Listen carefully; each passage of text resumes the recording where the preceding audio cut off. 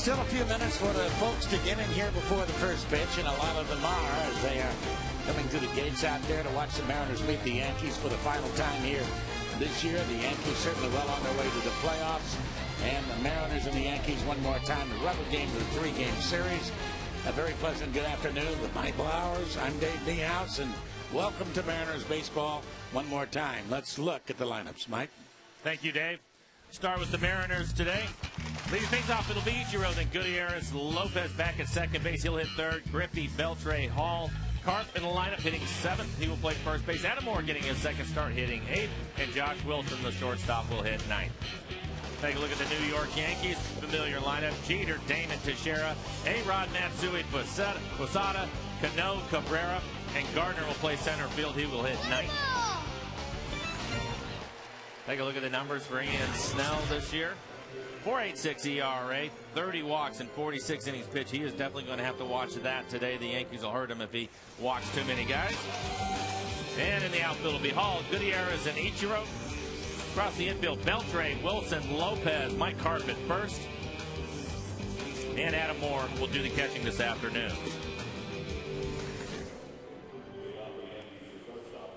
Take a look at his last outing against the White Sox. 6 innings pitched, 2 earned runs, pitched well in the ball game.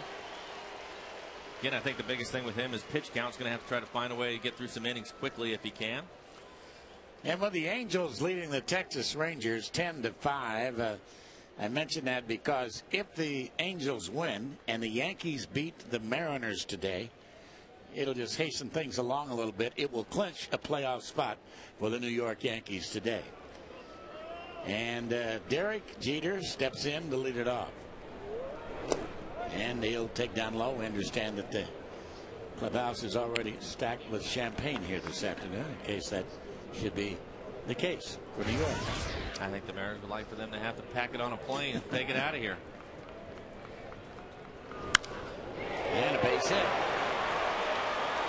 Jeter starts it off with a clean shot into right field. 61 degrees at game time. Autumn is not too far in the future. Johnny Damon. Johnny Damon has been unbelievable. 3 more hits last night. 3 hits in the first game of this series on Friday night.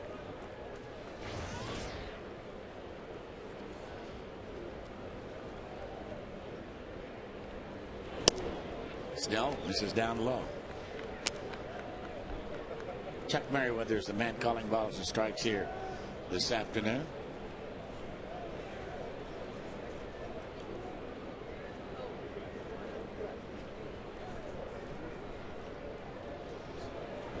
And very high and outside. I don't know, maybe it's just me, but Snell doesn't seem like he's extending his arm very well this afternoon. Looks like he's short arming the ball a little bit. His velocity isn't where you'd want it to be. I think give him a few pitches to see if he can loosen things up. And that's hit hard but foul. Into the seats down there. 2-1 to count. Yankees making their way to Southern California after this game for a series with the Angels.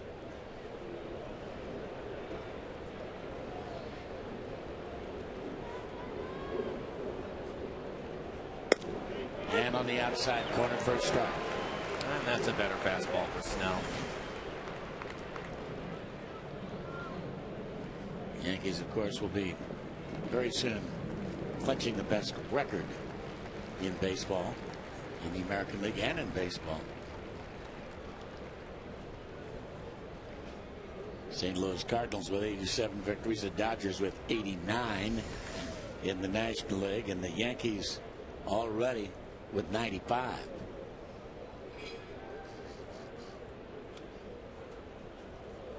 They have certainly turned the new Yankee Stadium into a real advantage for them. They've been terrific this year playing at home. 52-23 is their home record.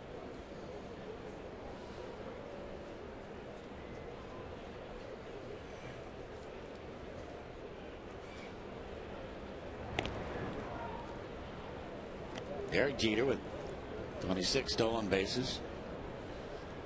Only been caught 5 times. A very smart base runner. Very good base runner.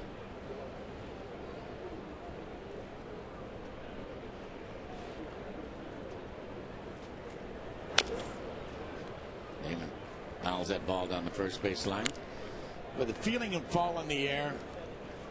And why? Fall's not that far off. The equinox will be here at 2:18 Pacific time on Tuesday, and we will officially be in the fall. I like the fall. Do you like the fall? Maybe my favorite season. And that's hit foul down the right field line. I think here in the Northwest, it's the most beautiful month of all. If you get a chance to travel into the mountains and watch the trees and the different autumnal colors as they arrive on the scene, and we're later than in New England, of course, of getting all the full color.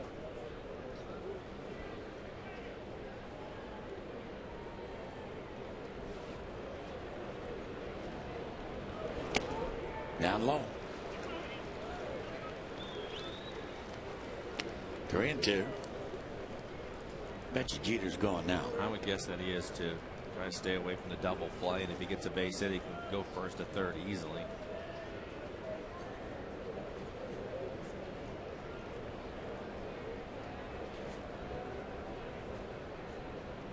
And there he goes. 3-2's down low. So Snell's beginning to work himself into a bit of a problem here already in the first with nobody out. He gives up the base hit to Jeter, walks Johnny Damon, and here he is. Mr. Thunder himself, Mark Teixeira. What a night he had last night. 2 home runs, a triple, a single, 5 RBIs.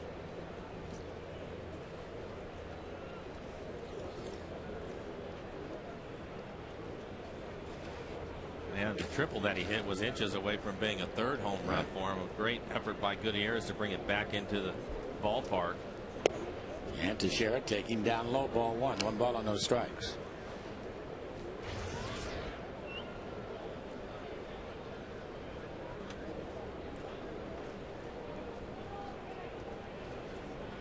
Bright sunshine now here at Safeco.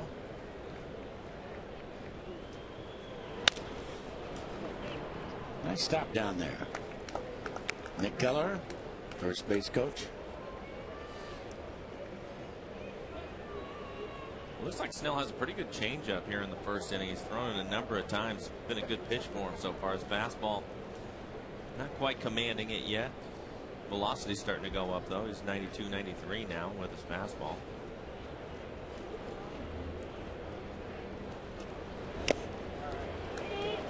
There it is. Fouled at the plate. On the change, 1 and 2.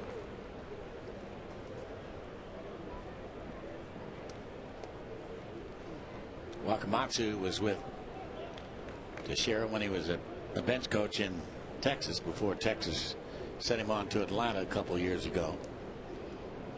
And great admirer of his work ethic.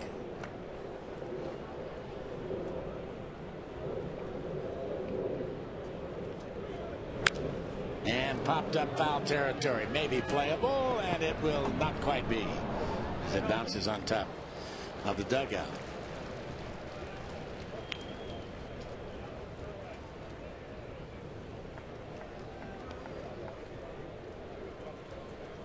Look at Teixeira's numbers the last 5 years. 33-30, 33-43 in 205. 2 and 2. Managers certainly like having players that they can consistently put in their lineup and know what to expect from them. Only he and Albert Pujols have 35 home runs, 35 doubles this year.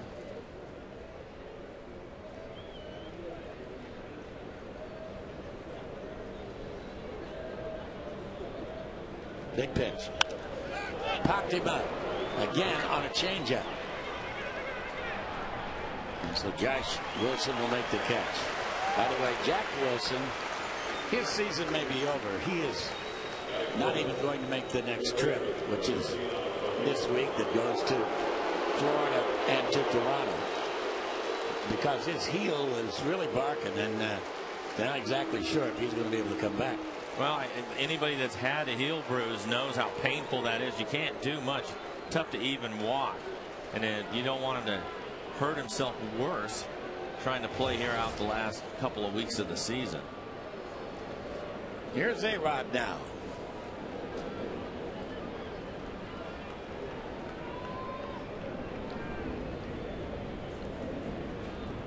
I think it behooves him to pay attention to the hitter.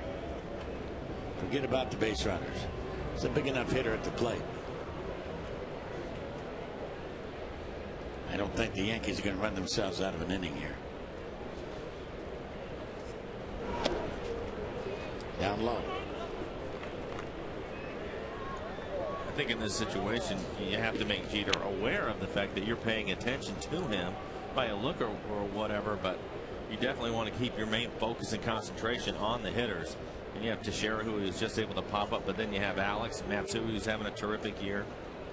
Those are the guys that are going to cause the damage for you.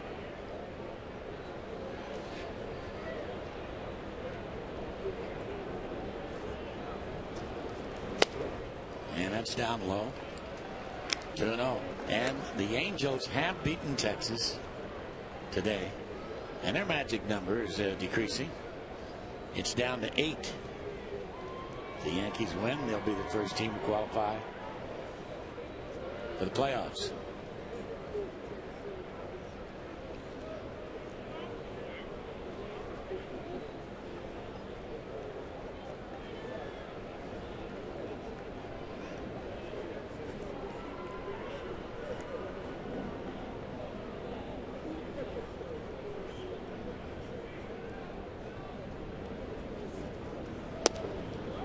Too low.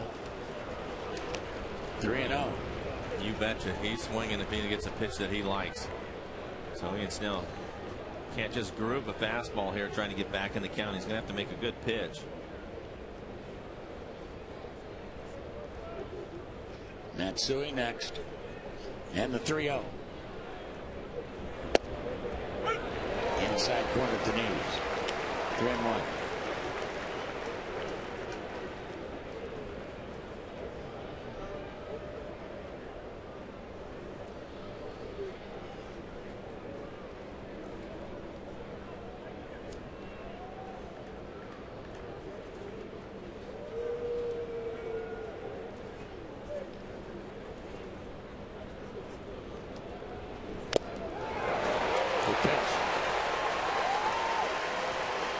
Full count, 3-2.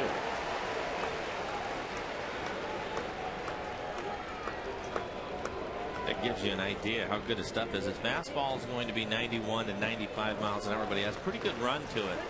Times it gets him in trouble commanding that pitch. But on the 3-1 fastball that he just threw to Alex, barely able to foul it off. That's because of the movement of it.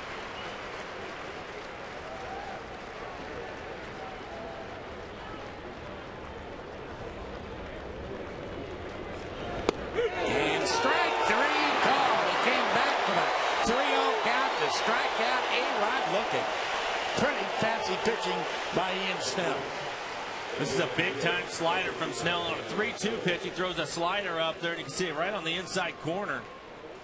88 miles an hour. Good pitch. And Alex Nutt. And here's Hideki Matsui. Matsui a home run last night.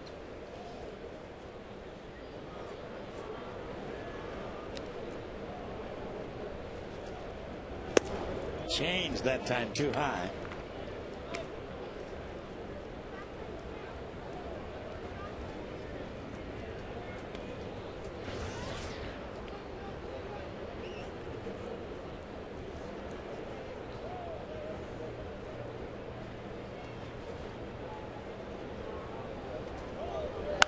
Matsui a ground ball to first, and some pretty good pitching by Ian Snell.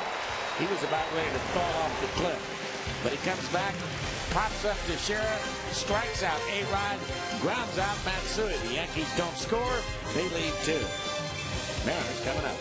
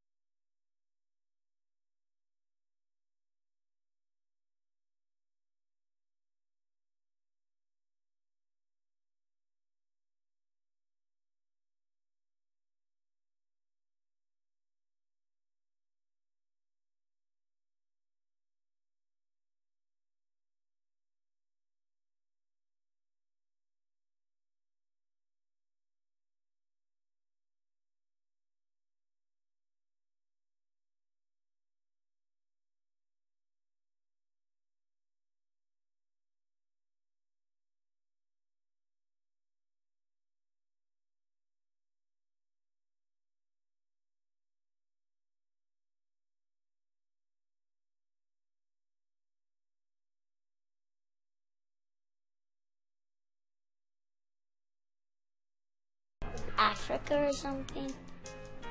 Africa.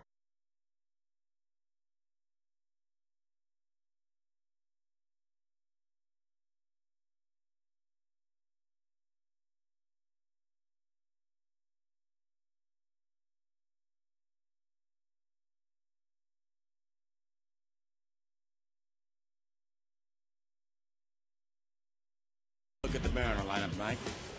Leading things off for the Mariners this afternoon will be Ichiro. Then Gutierrez, Lopez, Griffey the DH hitting fourth, Beltre, Hall.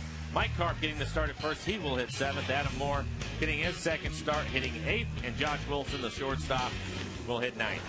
Jabba Chamberlain, they've been very careful with his innings, 143. They don't want to get past around 160, but you see 122 strikeouts. And the defense behind them this afternoon in the outfield will be Damon Gardner getting the start in center field. Cabrera moves over to right. Rodriguez, Jeter, Cano, and Teixeira in the infield. And Jorge Posada just back from his suspension. He will be behind the plate this afternoon. See what he's done. The Mariners last time, 5 innings pitched, just 4 earned runs, 90 pitches.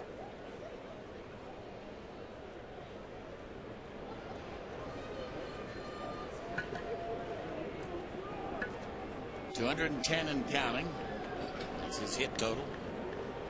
2015 is Major League career hit total.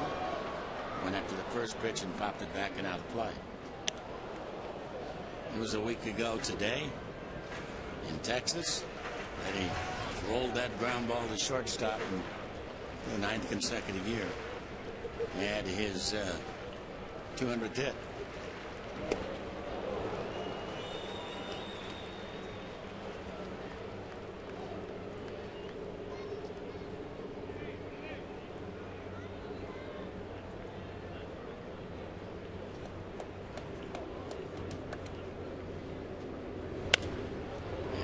It's been for Ichiro since then. They walk off base hit to beat the White Sox in 14, and the dramatic 2-run home run to beat the Yankees on Friday.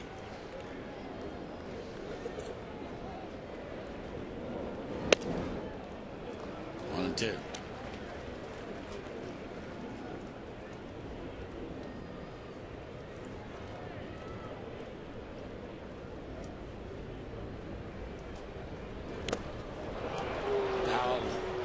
Into and out of the glove of Jorge Posada, who is through serving his 3-game suspension, being involved in the brawl in Toronto.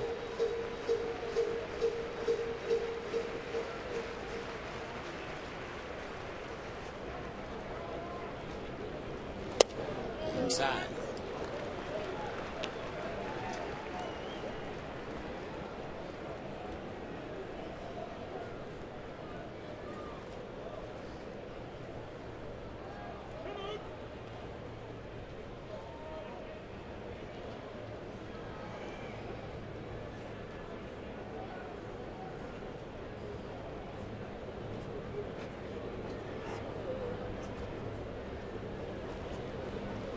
And lined into left center field. Too much error work there. More of a fly ball than a line drive. So Ichiro is an easy out as Johnny Damon catches up with it. One down. And Franklin Gutierrez will be the hitter.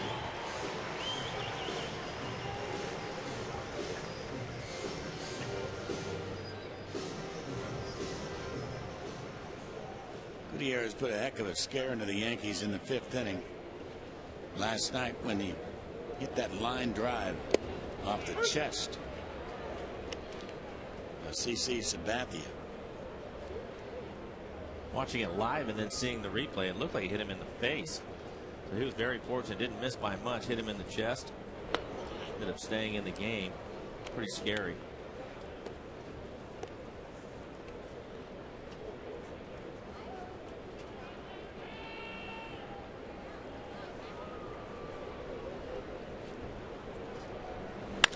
Gutierrez, a fly ball to right field, and Gardner goes over into the corner and goes into the shade to make the catch.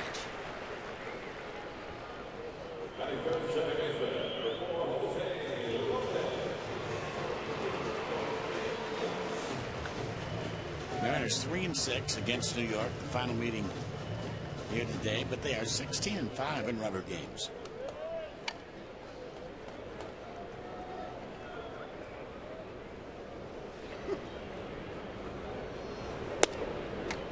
Low.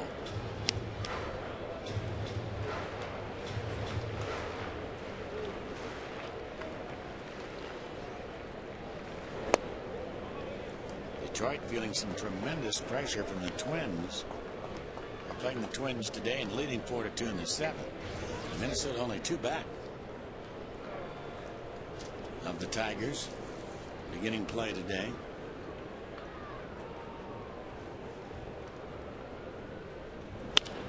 Pull pick down the third baseline. He's going to catch the stands ready to jet out.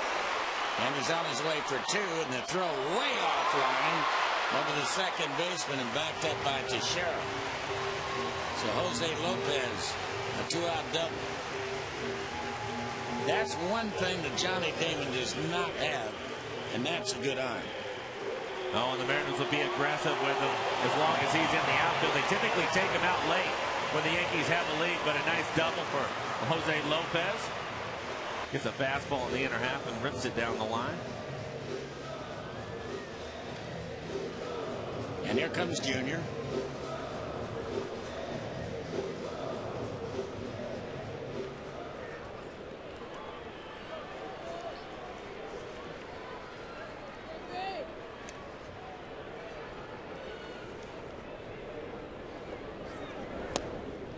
A little bit low and inside.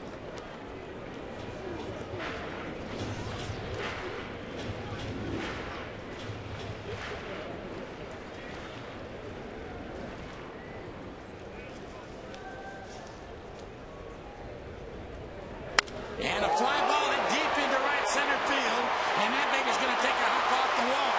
The Mariners will take the lead as Lopez scores on an RBI double by Junior. His first hit off Java Chamberlain. So the Mariners catching a little 2-out thunder here in the first inning with back-to-back doubles by Lopez and Junior. Take a look at that pitch. 47th, yeah. Take a look at that pitch right in the middle of the plate. Junior jumps all over it, drives it into the gap. Right fielder Cabrera just turns around and watches it bounce off the warning track, short off the wall out there. So the Mariners getting a little something early against the Yankees.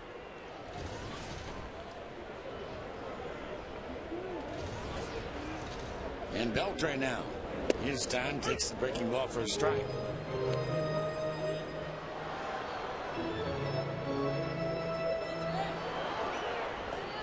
Junior number 3 in active doubles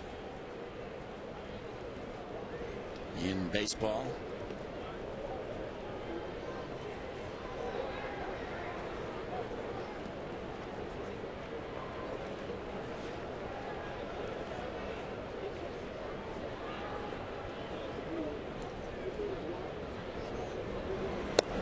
Well outside. 1-1.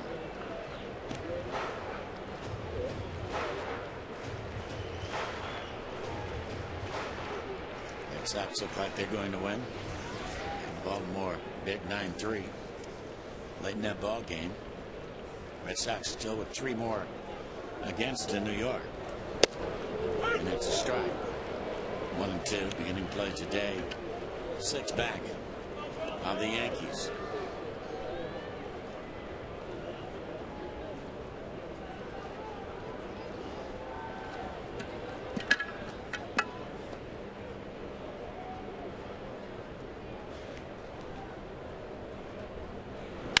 And a ground ball back over the middle into center field for a base hit. So here comes Junior around third. He is going to score, and the Mariners have a 2-0 lead. Perfectly placed chopper right over the mound. 3 consecutive hits with 2 outs. Take a look at the swing by Beltre. Chops it back over the mound. Java Chamberlain actually looked like he threw up his hand trying to barehand it to keep it from going into center field. You look at Junior running. 2 outs right away. He takes off. Dave Island out to the mound, the pitching coach for the New York Yankees. So the Mariners striking with 2 outs and nobody on. for, so far, a pair. And Bill Hall will be the hitter. That's nice to see. A couple of things. One, the Mariners getting a little bit of a lead now for Ian Snell. Hopefully he can relax. First inning, he had to throw a lot of pitches, so he's been able to sit in the dugout for a little while, catch his breath. Because now Chamberlain, his next pitch will be his 20th.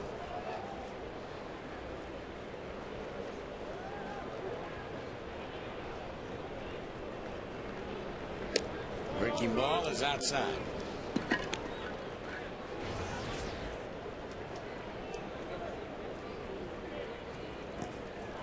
Turned out to be quite an afternoon. Beautiful afternoon.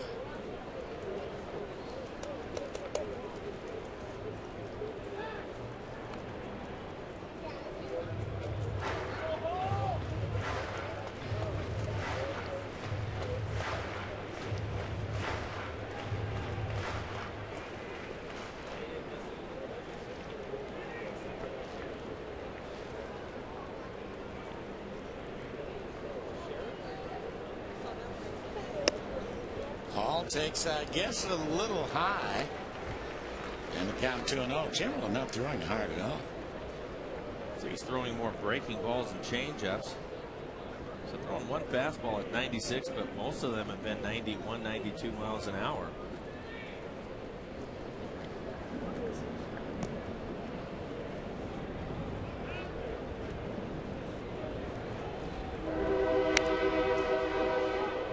There's a 92-mile-an-hour fastball. And a good aggressive swing by Hall on a 2-0 pitch. And a good fastball out over the plate. See his total 22 so far for the inning, so both pitchers have to throw a lot of pitches here in the first.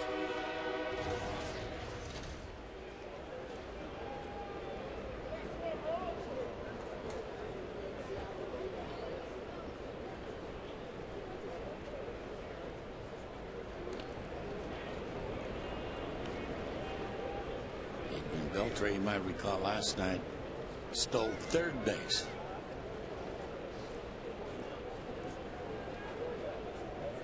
As Hall was called out on strikes.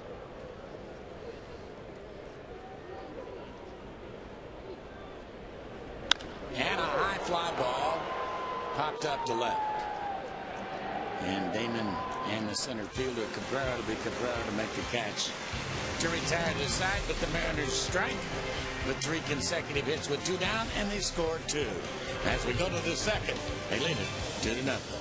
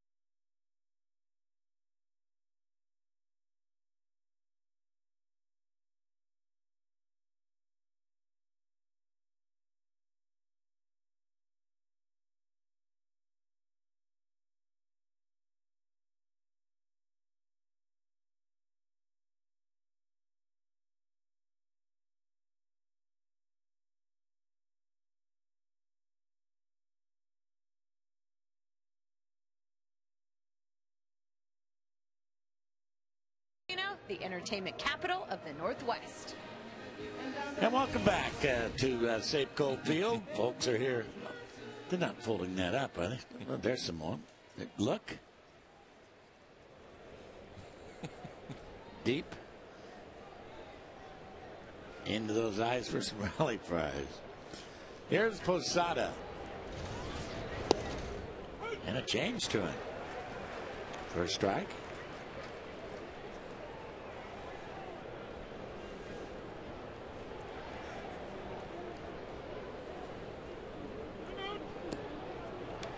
So Snell's got a couple. Let's see if he can run with it now.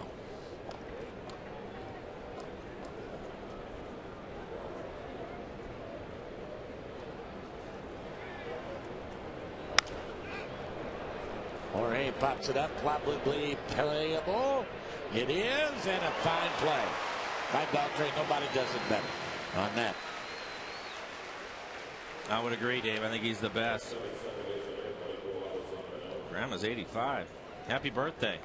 Yes, happy birthday, Grandma. Speaking of that, there's a lady here today by the name of Grandma T. She's in Spokane. Her name is Laura Drazona, and she is 100 years old. She turned 100 this past week. Happy birthday. Absolutely. Coming over here to watch a ball game today. Happy birthday, Grandma T.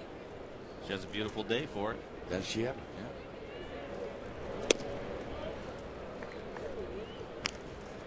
Yeah. 1-0 the count.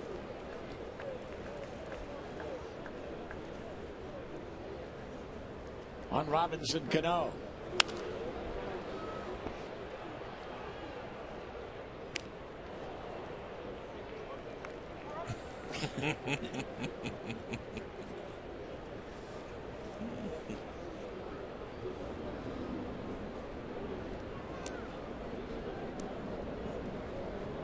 I don't think it'll be too much longer before Robinson Cano gets a gold glove.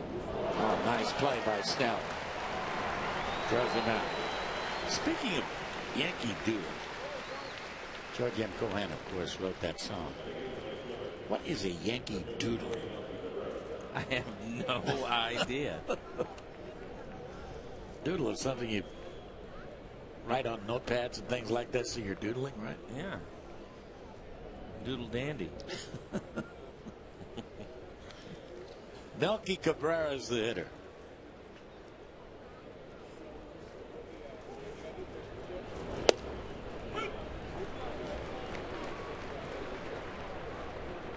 Snell starting out the last two hitters with good changeups. Big key is throwing strikes. And another.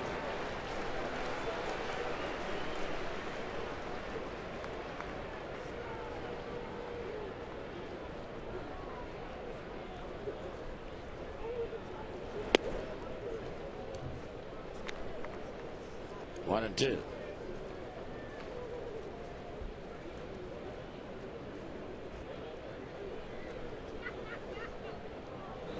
And a line drive to right field, and Ichiro coming in. Ichiro gobbles that one up. The Yankees are gone 1-2-3 here in the second. And as we go to the home half of the second, Mariners up 2-0.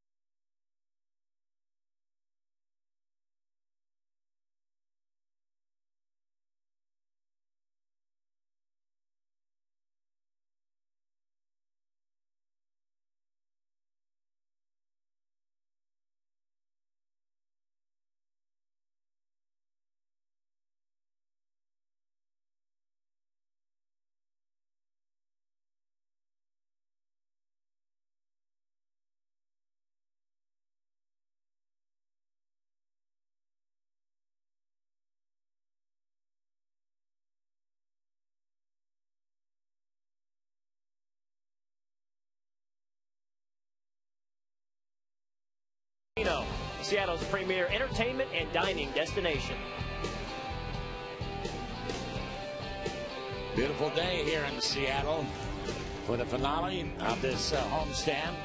Next to last homestand of the year and the finale of this 3-game series as Mike Karp steps in to lead it off in the second inning. Karp with his first home run a couple nights ago out into the seats in right field. Takes the pitch a little high. Ball one. 1 ball and no strikes. Strike at the knees. 1-1. What do you see this guy? You see this guy as a 15 to 20 home run a year guy?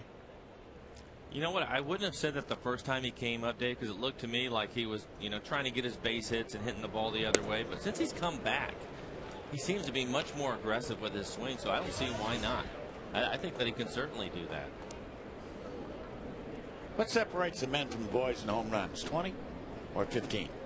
Oh, I think 20. You have to be 20 plus. Well, that's a nice little line drive up his back.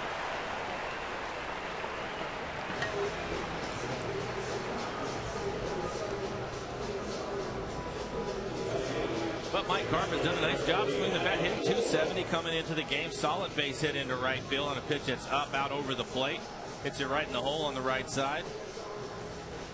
I think if you're under 20, they consider you a gap hitter. Over 20, then they'll put you in the home run hitting category. Be good to see Russell Bryan in Toronto. Yeah, that would be terrific to see him. Here's Adam Moore now, and the young man from Texas making his major league debut in that final White Sox game. Caught all 14 innings, 9 pitchers. Got to know everybody in a hurry, didn't he?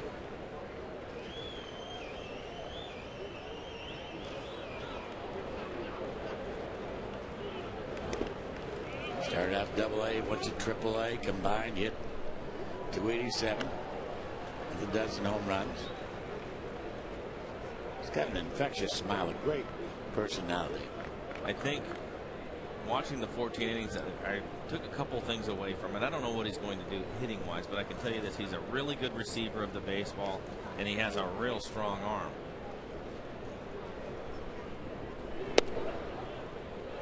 And I think when you get a catcher, that's what you look for first. You don't look for any great production from your catchers. Your productive catchers are far and few between. The guys that are going to hit in the middle of the lineup, get you 85 to 90. There aren't that many Joe Mauers. No, there's not. Yankees have a good one in Posada that does a lot of different things. But I think that you start there, Dave. Defensively, how does he catch the ball? Can he block the pitches that are in the dirt? Look at his throwing arm. And from there, can he call a game? Will he be able to get to the point to where he can call a game effectively for the different types of pitchers that he's going to have to work with? Offensively, I think that's the last thing that you look at. It's great to have the guys that can help you out offensively, but you really, especially I think with the Mariners now, because their pitching is so strong, the guys behind the plate have to be able to work with them.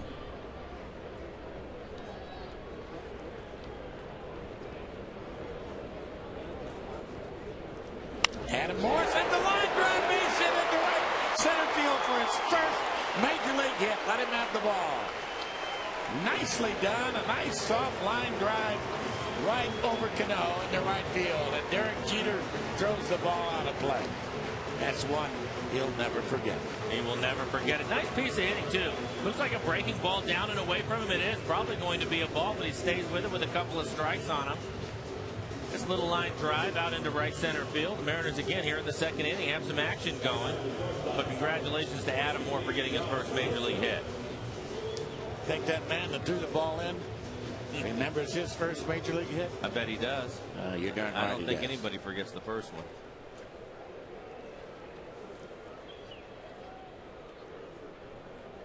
Mike Sweeney got the baseball. Josh Wilson is the hitter, and he's around the bunt. And does. Nicely done. Picked up by Jabba. Sacrifice works. 1-4.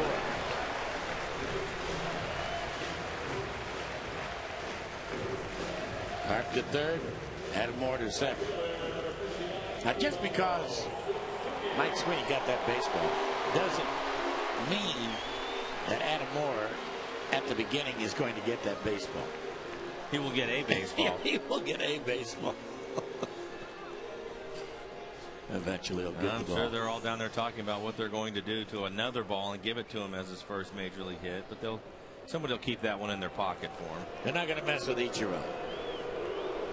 They will load the bases now and take their chances with Franklin Gutierrez, as they want nothing to do with Ichiro. By the way, this is the 174th game in which Ichiro has not gone 2 games in a row without a base hit. And that ties the record Stan Musial had. He's not alone, but the last guy to go that long, 174 games, was Musial back in the war years of 1943 and 44. That is unbelievable, to not go more than 2 games without a base hit. It really is unbelievable. It's actually amazing. And you know what? At times you watch Ichiro. There's times when he's swinging the bat well, like he is right now, and there's other times when he's not swinging well, but he manufactures hits. If that makes any sense at all, Dave. He can get the infield hit, drop a blooper in somewhere. He just finds a way to get his hits when he's not swinging well. So the Mariners now with a big chance to do a lot of damage, as Franklin Gutierrez, who runs well, tough man to double up. Although the thing about Gutierrez is he hits the ball hard. If he hits it at somebody, of course, they can double him up. We'd like to see something right out there near the Nikon sign, out in left center field, to clean him up. He hit the ball hard out to right field his first time up. Took Cabrera back to the warning track.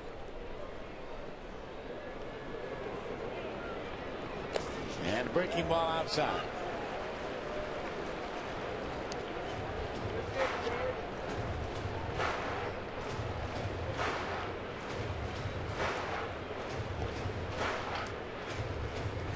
Around third base, Carp. Second base, Moore. There's Ichiro.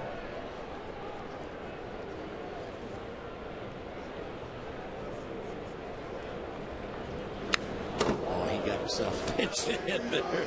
I like it. When you're in a situation with the bases loaded, look for something in the middle of the plate early in the count and turn it loose, and that's what Gutierrez did. When Chamberlain missed with that first pitch breaking ball, percentages go way up that you're going to get a good fastball to hit, and he did.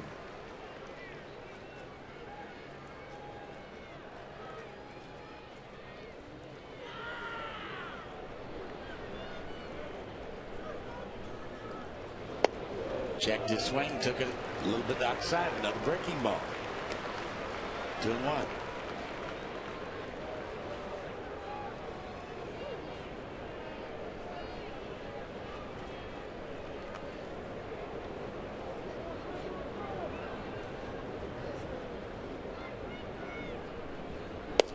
And that is a strike that time. 2-2. He's been playing some great baseball. That's the Oakland A's. They're winning again today. They won 6 in a row. And leading 5-0 in the second inning over Cleveland. And we'll see Oakland on the final week of the season here. Oakland and Texas to close it out.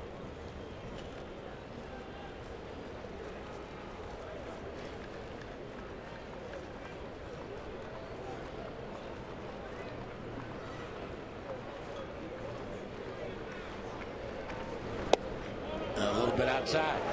No place to put it now. Full count. And Chamberlain really wanted that last pitch, a slider. Looks to the tracer, it was off the plate.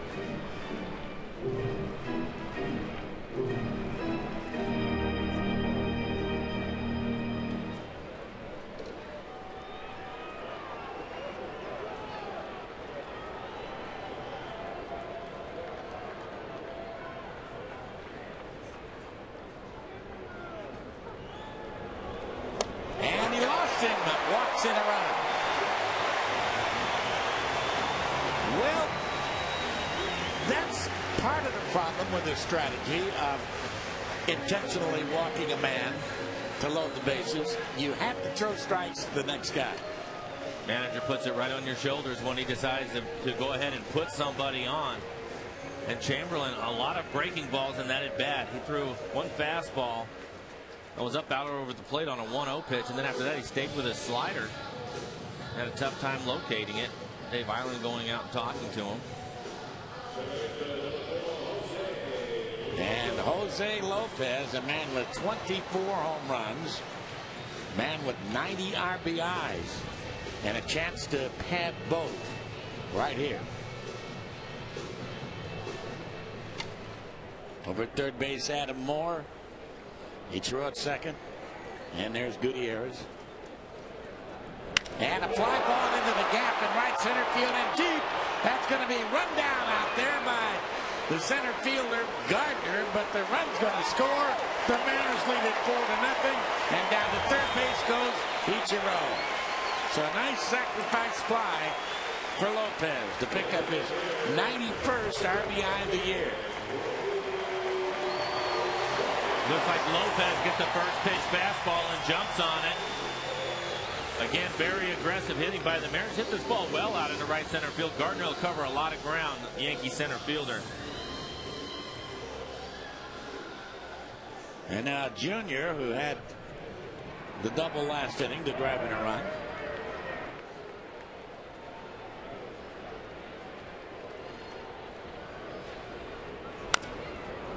Change up.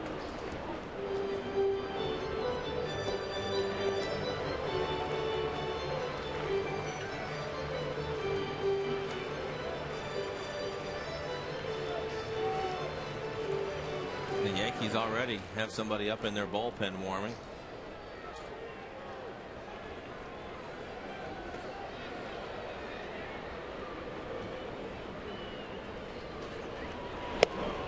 Strike two called.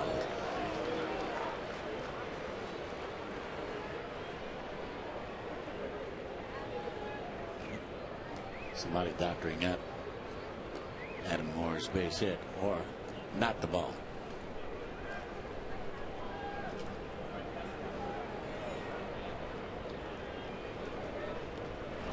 Junior watches it miss.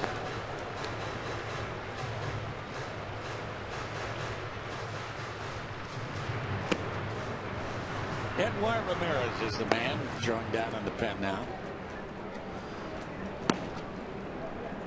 Behind Chamberlain.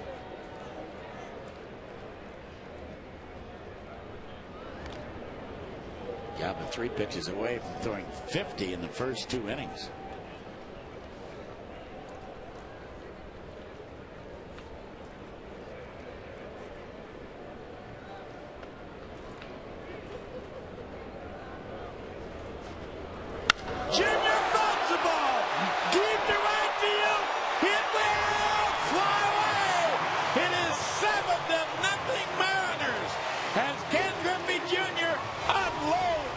Number 627 in his Hall of Fame career for the Mariners this year. Number 16. And 3 more RBIs, giving him 50 on the year and 4 in this game. No doubt about that one. No doubt about that one. He gets a fastball. Chamberlain coming right at him, sees his fastball, and Junior jumps all over it. Right on the inside corner. 93 miles an hour. You're right, Dave. No doubt about it. So in 2 innings, Junior already with 2 hits, a double, a home run, and 4 RBIs. So it is 7-0 Mariners. You get another look at it. Man, that ball was tagged.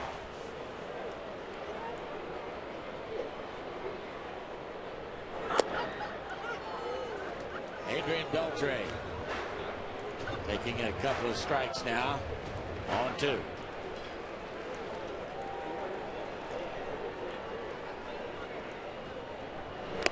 And a guy on 3 pitches, but the damage has been done mostly by Junior here in the 2nd inning with a 3-run bomb. And after 2, the Mariners with a nice advantage. They lead the Yankees 7-0.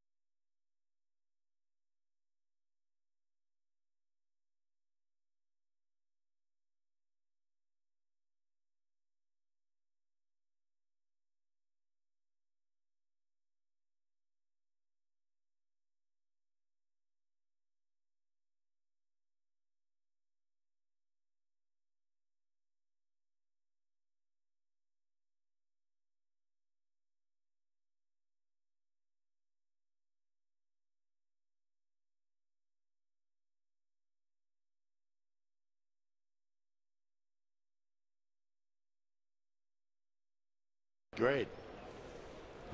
Here's Brett Gardner now taking a little bit inside ball, 1-1 ball and no strikes.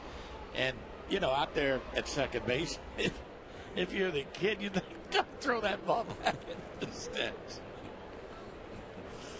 And a change outside. 2-0. We were wondering about Derek Jeter, who threw that ball in, about his first base hit. And it's high and outside. You were there. In the kingdom. May 30th, 1995. He hit a line drive by you and by Luis Soho, who was playing shortstop at the time in the left field formation. To get it through that left side infield must have been a bullet. Oh.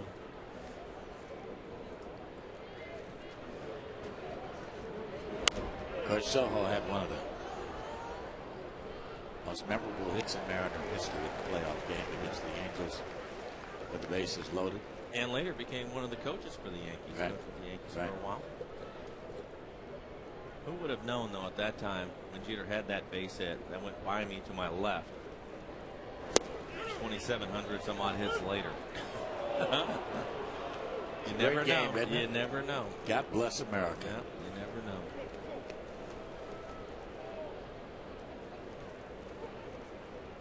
Brett Gardner has the count go full 3-2. And that's something you don't like to see when you got a 7-0 lead. Walk the number 9 hitter. As a leadoff man nonetheless. And Derek Jeter will be the hitter.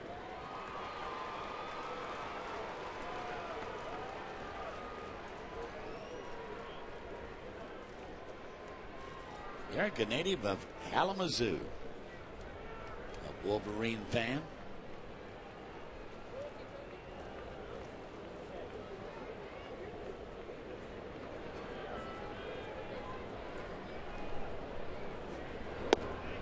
Strike. Sarkisian and his Huskies enjoying the day off. Boy, did they deserve that, huh? What a story. What a story is right.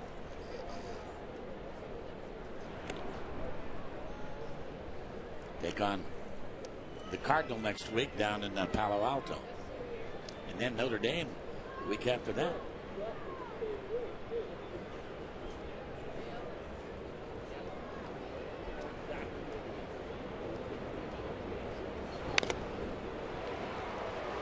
Strikes. I think that one jumped up and got Chuck Merriweather, the home plate umpire, on the hand. Did him a little bit.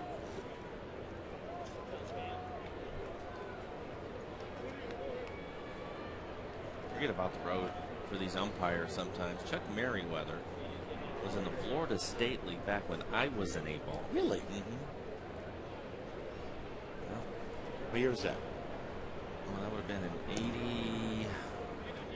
87, I believe. Yeah, 87. 22 years ago.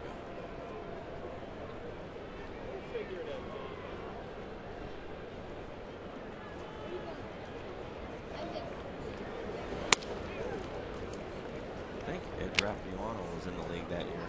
Yeah, umpire.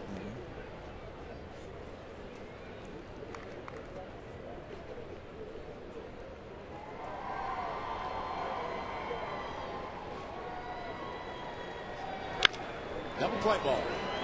There's one. Oh, couldn't get the ball out of his hand.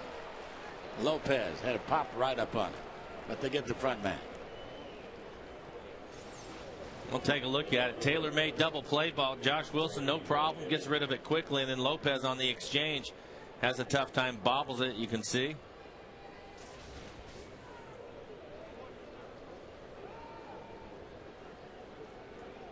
So instead of 2 out, nobody on, 1 out, 1 on, and Johnny Damon, the hitter.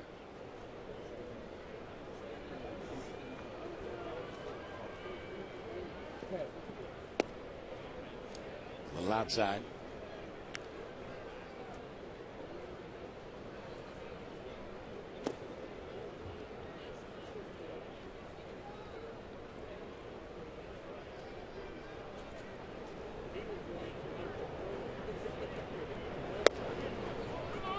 2-0. You know, thinking in terms of Ken Griffey Jr. And as we come down to the final 2 weeks of the season,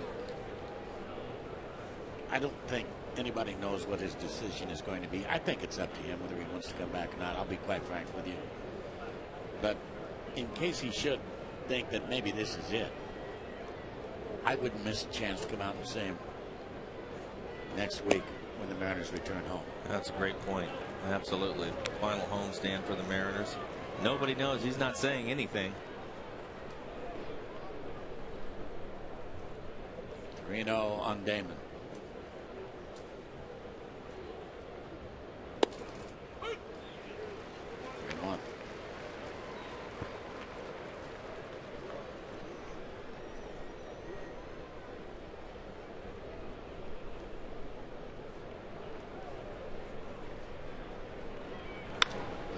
Pop-up. Mile high. And Ichiro will get over there. 2 down. Okay, time now for our Aflac trivia question. Enter Duck. Hi, Duck. How are you? In which team game number? Now, this is game number 149 for the Mariners. In which team game number did George Brett's 1980 batting average dipped below 400 for good? He hit 390 that year, you may recall. 1980. What game? It was late. It was late in the year. He hit 400 for most of the year. Today's game 150. I'll go with that. That's late. And a line drive down the right field line for a base hit. Off the bat of Teixeira. Man, that ball was smoked.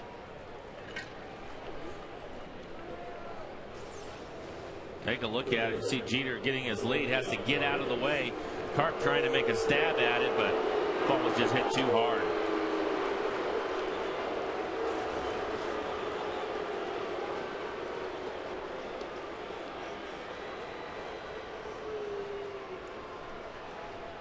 A-Rod. Count went to 3-0 on him, and then he struck out looking in the first inning. This is game number 149. Knowing the diabolical nature of the man who makes up these questions. Ground ball hit to third, and waiting for the runner to come down and make the tag is Beltre. I'm going to guess, Doug, this is game number 149. That's the anniversary of him dipping below. I'm going to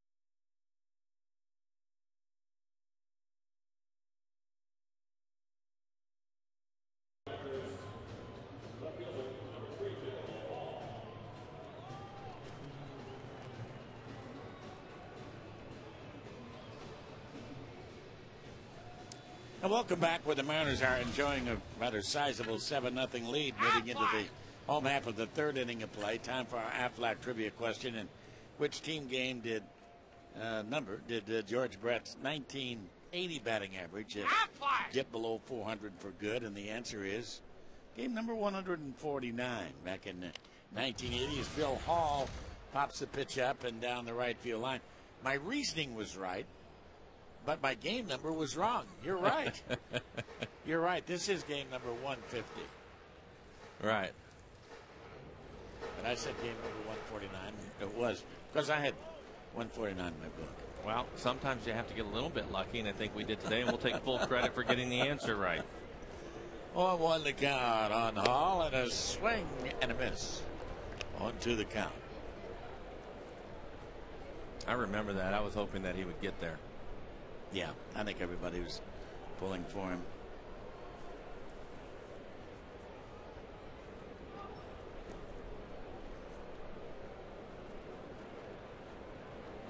And that's down low. Since Ted Williamson 41, the man who has come the closest was Tony Gwynn. The Padres back in 1994. He had 394.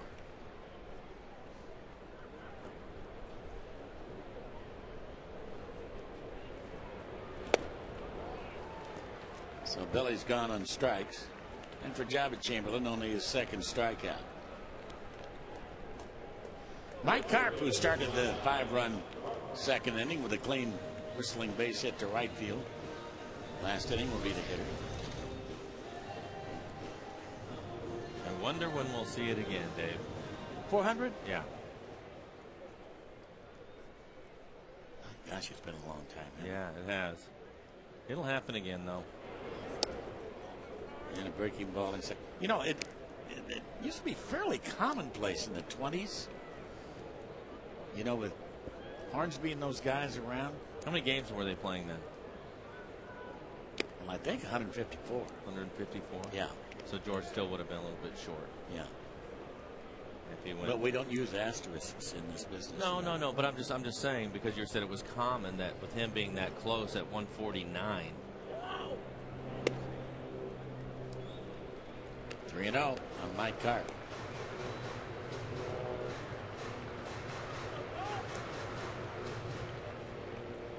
And there's Mr. Moore.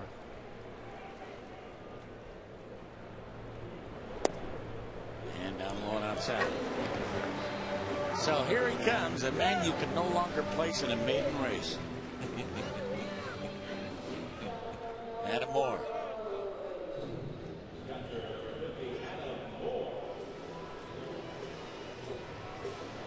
Walks given up by Java. And here's another fake ball that's some messages on there.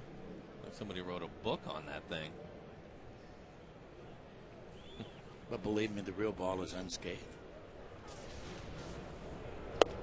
Except maybe for a little bit of a smudge where he hit the ball so hard.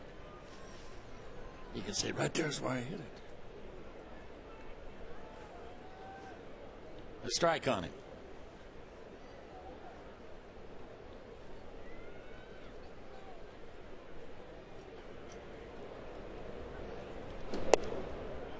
Too low.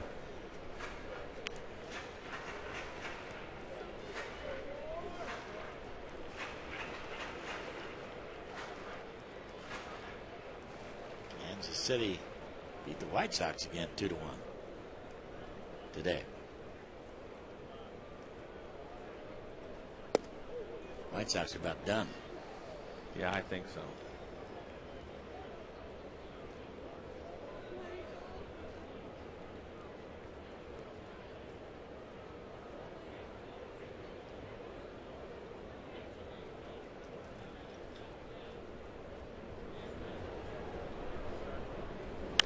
If they are done, as you see the pitch fouled off to the right now to play, I think they could probably come back and point to that.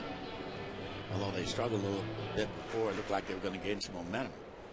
But they come right back here to Seattle and look at that 14-inning game when it finally, the final nail was put in because they never recovered from it. No, I agree. And that was right at the time when you really can't afford to slip at all. Adam a foul again.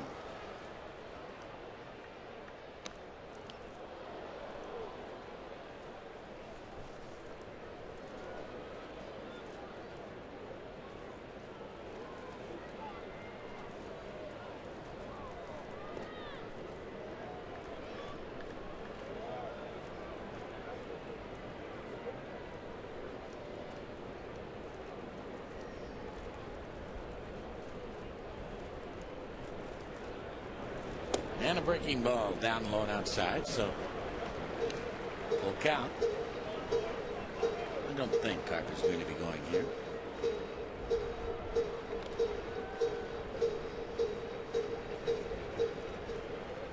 Big kid, Adam Moore.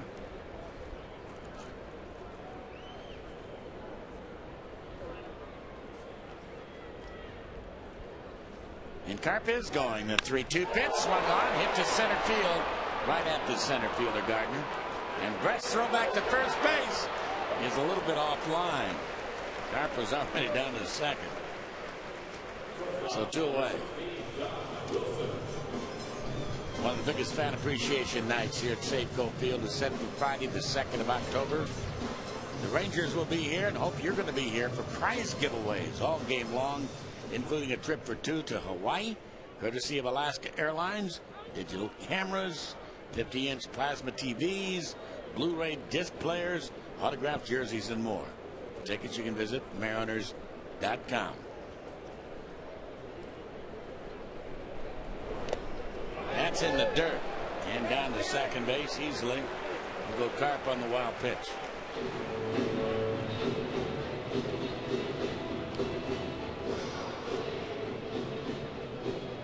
Chamberlain has just really struggled today. He seems to be all over the place. Look at his pitch total. 67 pitches here in the third. 31 balls, 36 strikes.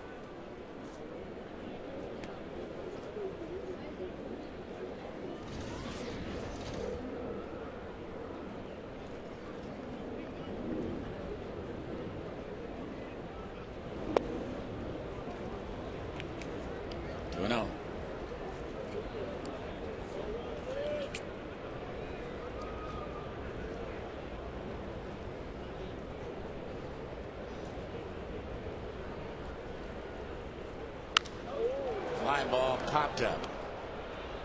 And Cabrera will back up and make the catch out there. And the side is out here in the third.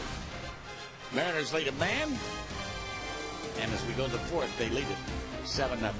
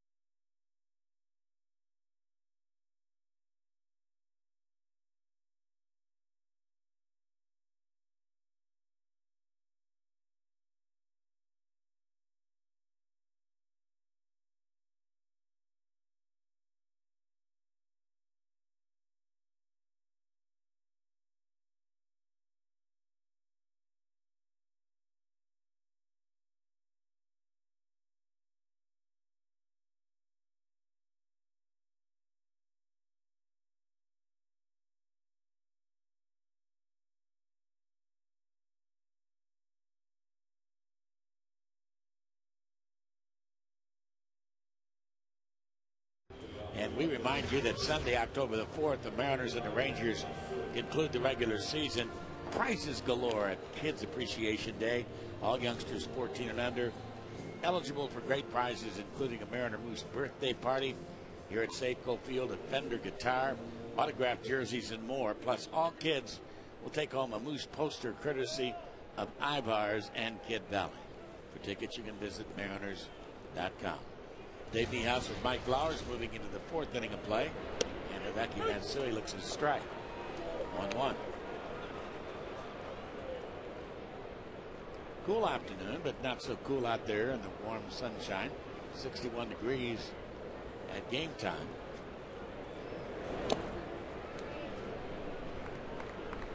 One. And there, if you're in a bull ring, those are your expensive seats, sunny seats.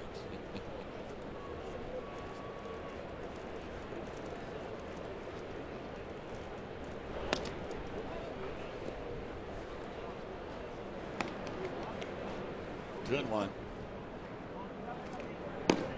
Sergio Mitre. He's throwing now down in the bullpen. Placing Edouard Ramirez.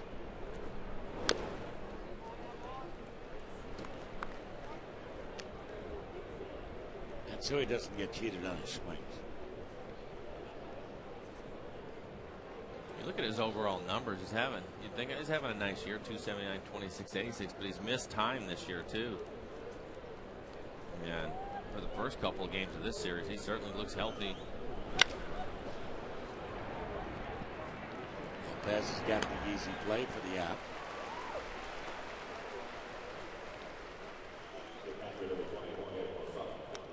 And Posada fouled out to Beltre.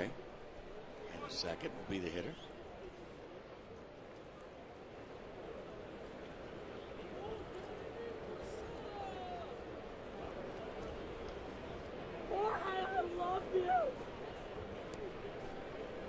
And you can see the shadows creeping in towards home plate. Probably another inning and a half. It's going to get difficult for the hitters.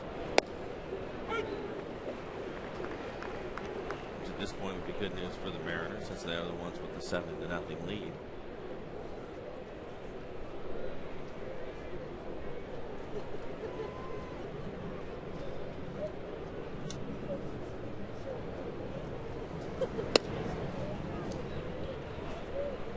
Ball in the strike. In terms of switch hitting catchers, of course, Jason Varitek of Red Sox. Posada here for the Yankees.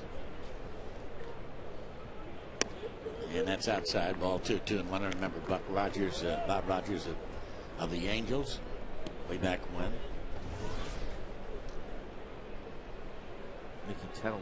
Mickey Tettleton, yeah.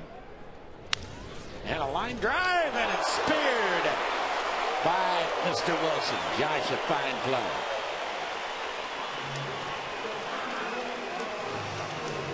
That's just a really nice catch by Josh Wilson.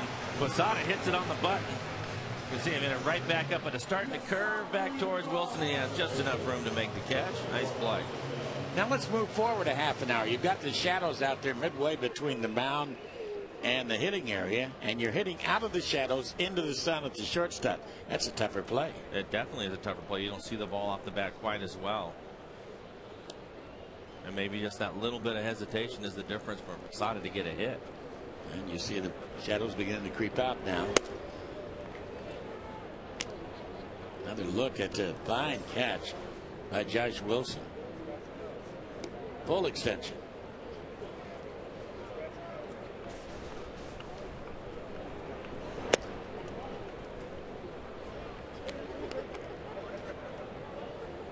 Robinson Cano had his shot snared at the mound in the second inning.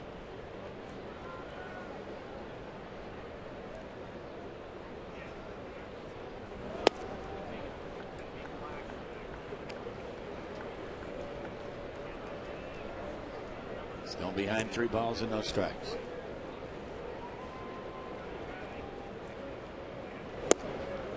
Three and one.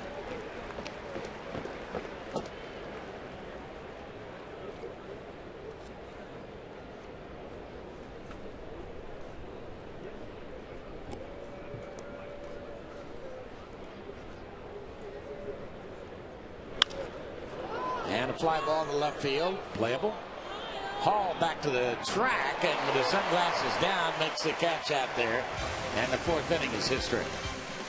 3 up and 3 down to the bottom half of the fourth. Mariners 7, Yankees nothing.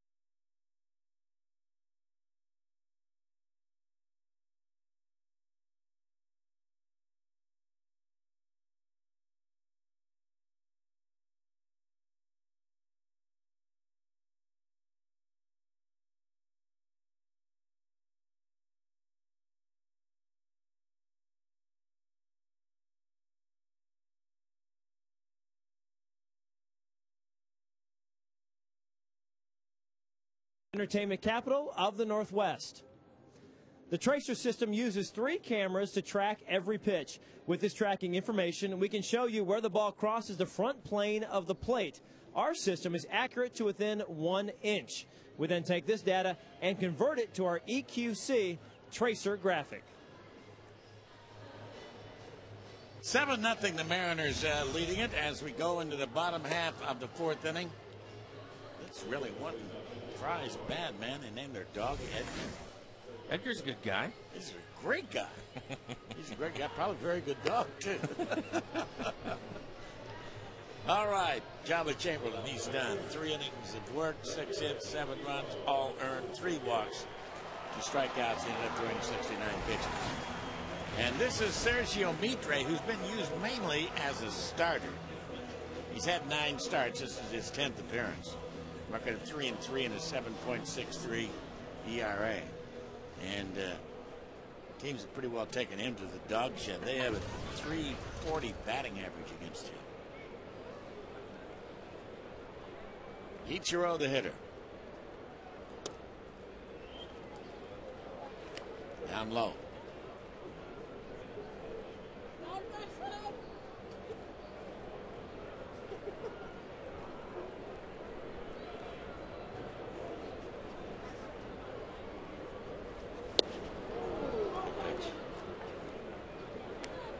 Good two-seam fastball at 90 miles an hour.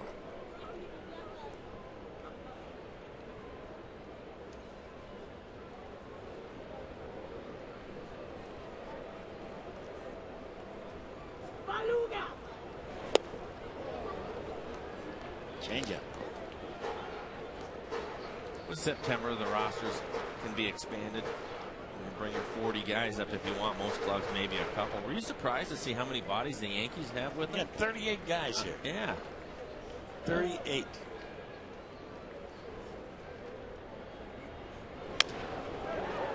Slowly rolled to second. You know, underhands him out. Think about the only thing I can think of is how they're going to be the first club to clinch it. And by having so many bodies here, they can give the rest of the guys about as much time off as they want to heal, get ready for the playoffs, and have plenty of bodies to take their place. That's just, I would agree that probably makes the most sense, but that still seems like a lot of bodies for a club that is actually going to the postseason. Franklin Gutierrez takes the pitch down low, ball 1 ball and no strikes. Looks like spring training down there, doesn't it? They don't have enough chairs for them all.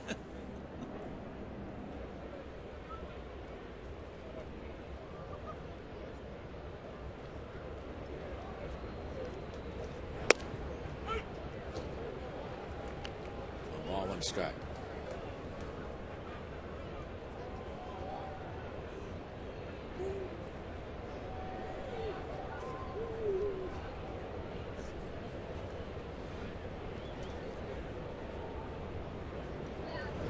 And a breaking ball outside. Ball 2-2. Happiest words of winter are pitchers and catchers report February 19th.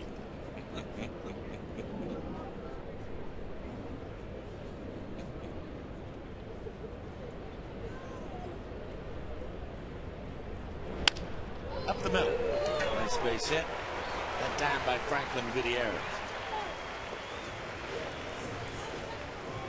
And Jose Lopez, the hitter. The inaugural Oktoberfest here at Safeco Field is going to be on Thursday, the 1st of October. The A's will be here, and your ticket includes a seat in the Oktoberfest section. That's a limited edition Mariners Stein or a T-shirt you'll be given, and your first beverage at the pregame party in the bullpen market. For tickets or for more information, you can visit mariners.com/Oktoberfest.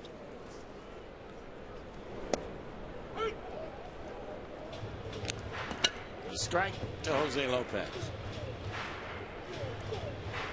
His 91st RBI on the sacrifice fly in the second. And then Junior unloaded his 3-run shot.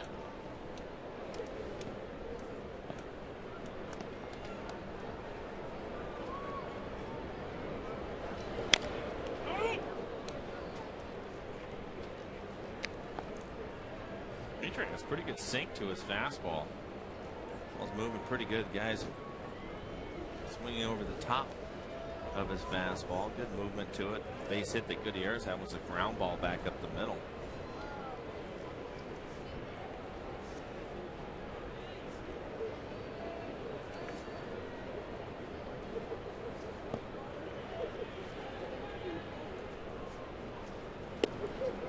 Way out in front of it, so he's down on strikes. 2 away, here's Junior.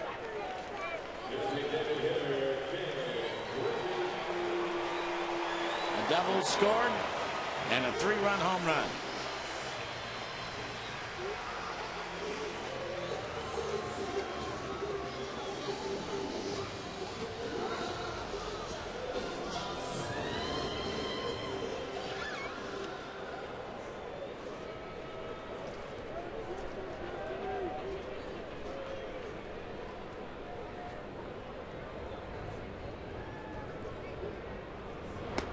Outside.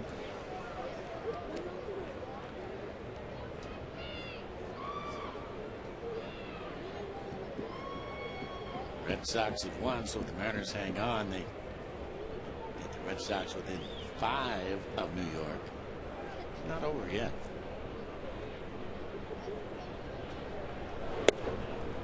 Tuno.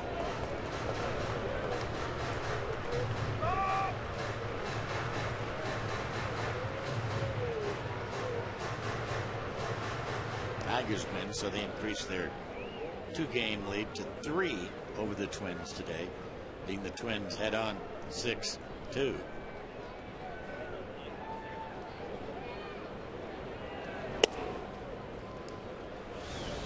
Reno. Junior back in the second inning, little doubt about it. His 16th home run of the year, way back, a 3-run bomb. Number 627.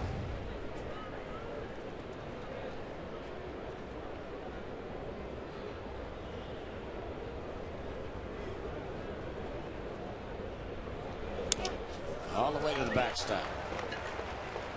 So Gutierrez moves into second base. Junior walks. And Adrian Beltre will be the hitter.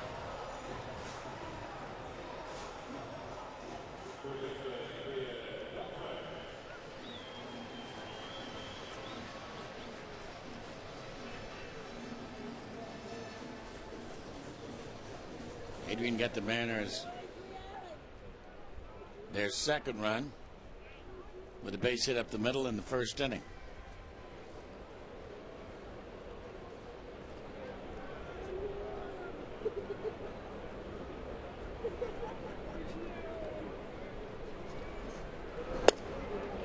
to him.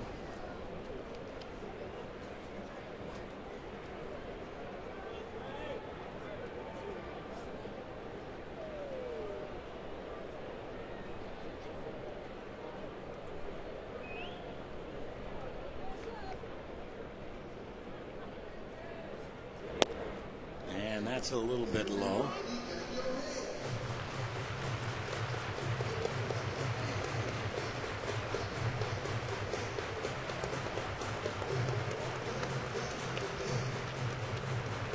Hope you enjoy the playoffs. First playoffs are here on Fox and on TBS. And it won't be long before they'll be beginning.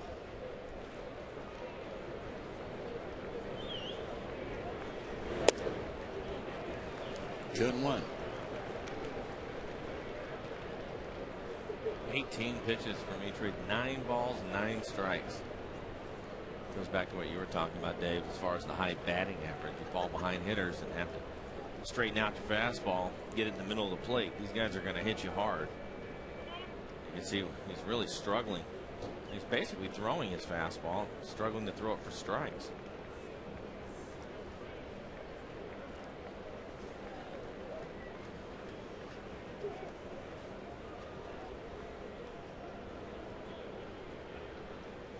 And a ground ball to third. Flattens out for Alex, but he stays with it nicely and gets a force on Junior at second base. And here in the fourth, a hit to left. And as we go to the fifth, the Mariners still enjoying that nice 7-0 lead.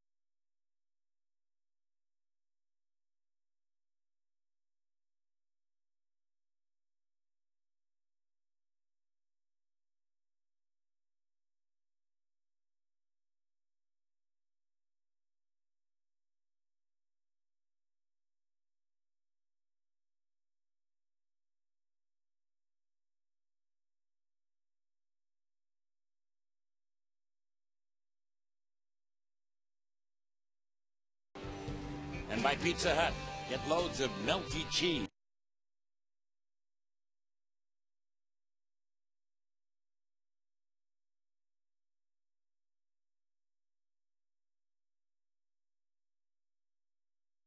A swing and a miss, and a great changeup that time. He's had a good changeup for the entire game. Yeah. 77 miles an hour. And tickles the outside with a fastball right on the block.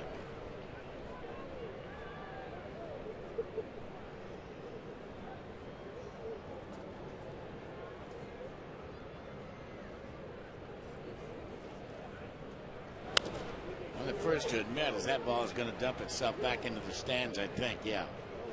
But we're seeing a different Ian Snell than I thought we were going to see after the first two hitters. A line drive base hit by Jeter, a walk to Damon, and it looked like the first inning was trouble all over again.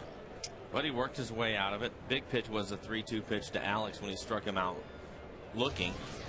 And then since then, the Mariners have been able to score a bunch of runs for him, so he can be more aggressive, or at least should feel like he can.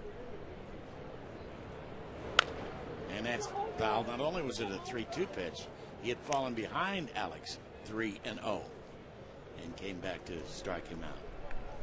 I think that's his biggest pitch of the ball game. Yes, yes. He looked like, as you said, he was in some big trouble.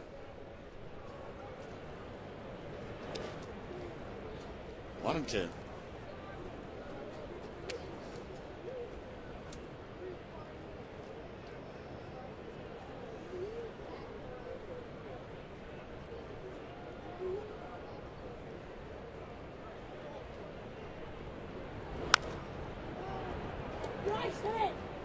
Angels go into Texas after Texas had beaten them 9 of 12 and beat them 2 of 3, winning today.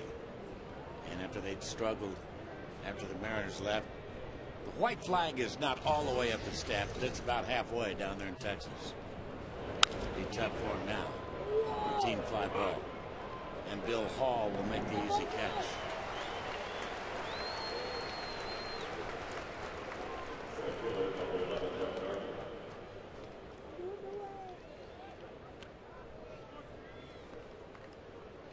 Mariners travel tomorrow. Then on Tuesday they'll be down at Tropicana Field in St. Petersburg, and Ryan Roland Smith, who was outstanding in his last outing, will get to start against Jeff Neiman.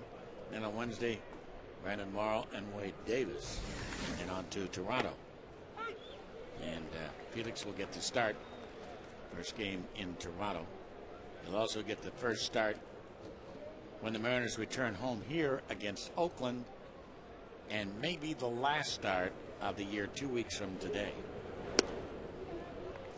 If he gets that start, he'll be working on 1 day's fewer rest. But we'll see what happens.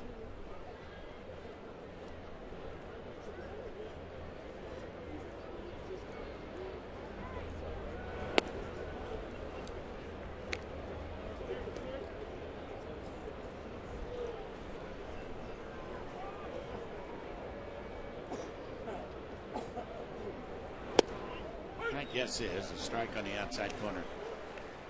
If the Mariners figure that last start here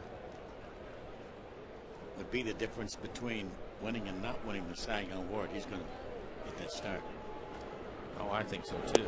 And I think that he earned the opportunity to get that start. If it doesn't appear that it's going to make a difference, then they probably shut him down for the winner. 3-2 pitch. So Gardner is rung up by the home plate umpire, so he was going to throw the bat away and head on down to first base. And for Ian Snell, that's his first strikeout since the first inning, when he struck out A-Rod. Well, Chuck Merriweather, the home plate umpire, rings him up. He thought it was a strike. Gardner trying to plead his case, and Chuck palms up saying, "What are you talking about? Looked like a good pitch." Hall of Fame pitch, son. Hall of Fame pitch. Derek Jeter, the hitter. Your Woodmerrill. Yes, what a beauty he was.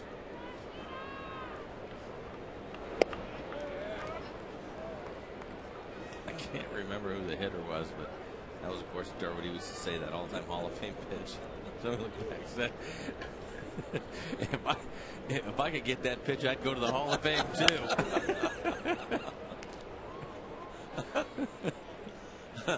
A ball and a strike on Derek Jeter.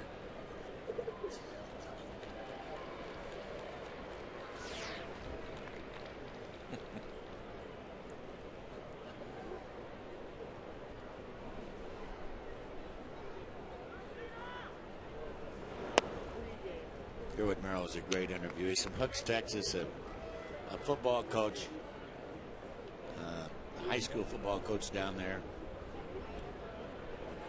Quite a man of God. I mean, he was really something. Breaking ball down low and outside. And I think he was kind of a pseudo minister also. Just to sit around and talk to him, and I used to have that opportunity. It was a revelation, if you'll pardon the pun. 3-1 the count. And a foul back by Derek Jeter.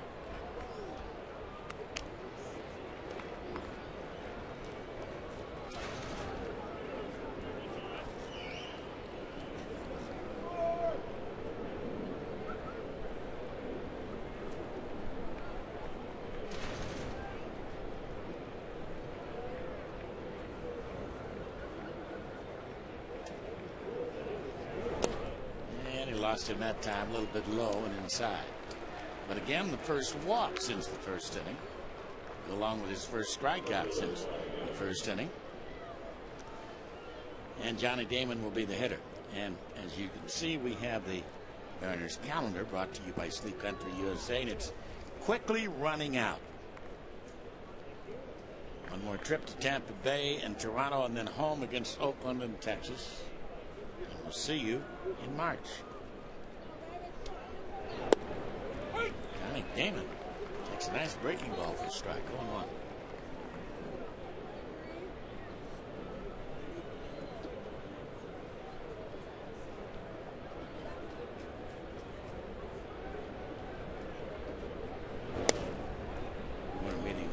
Always one of my favorite times of the year because so many deals.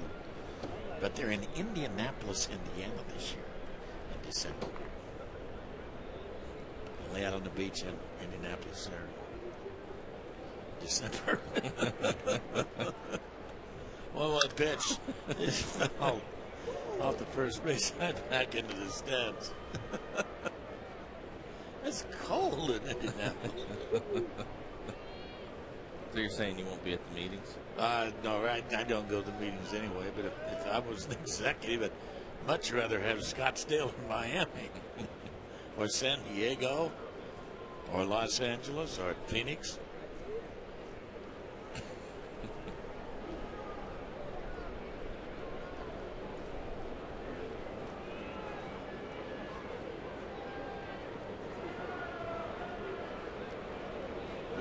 Damon hits it hard.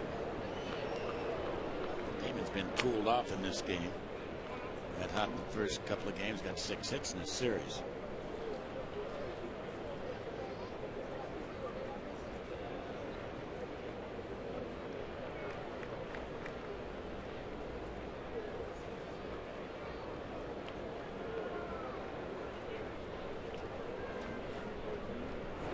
And a ground ball to first. Nice short hop pickup by Carp, who runs into the bag.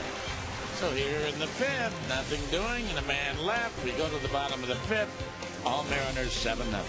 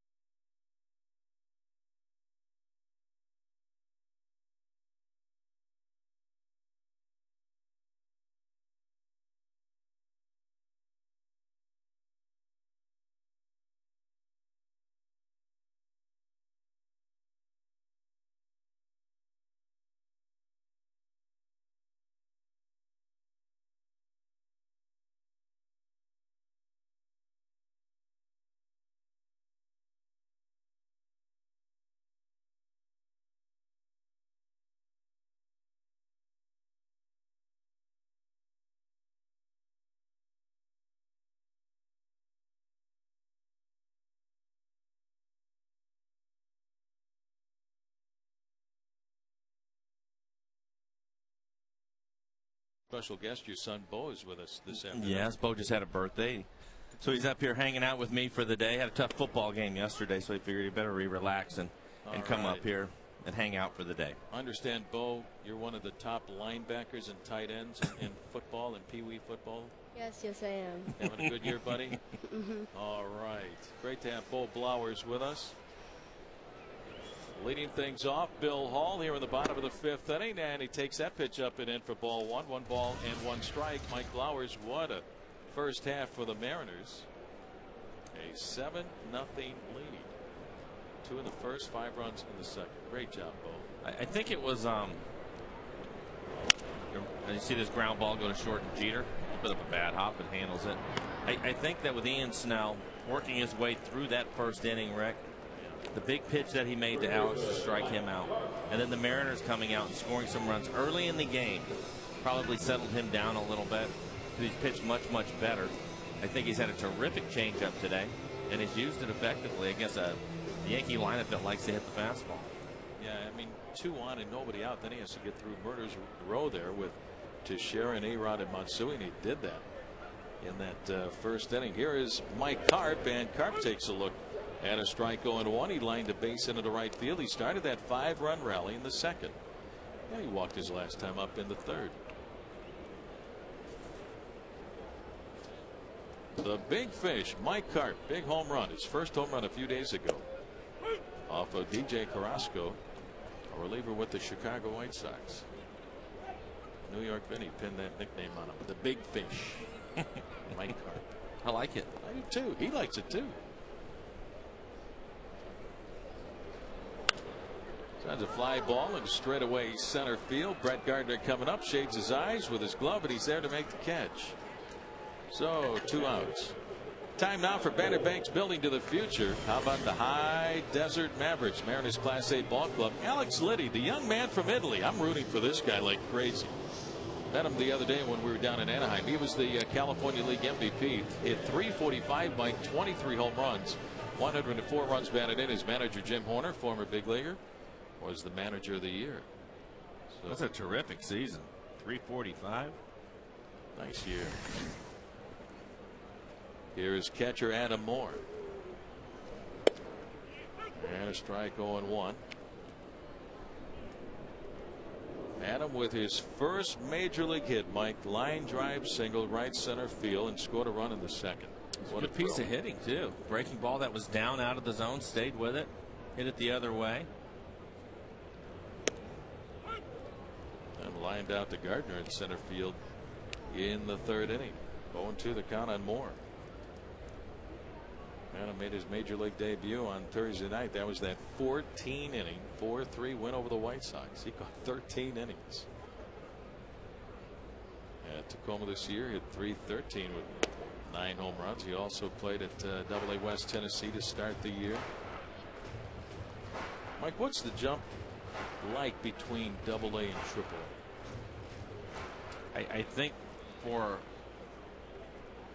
the hitters, I think the biggest difference is the pitchers in AAA command the fastball a little bit better. Yeah. More breaking balls in AAA.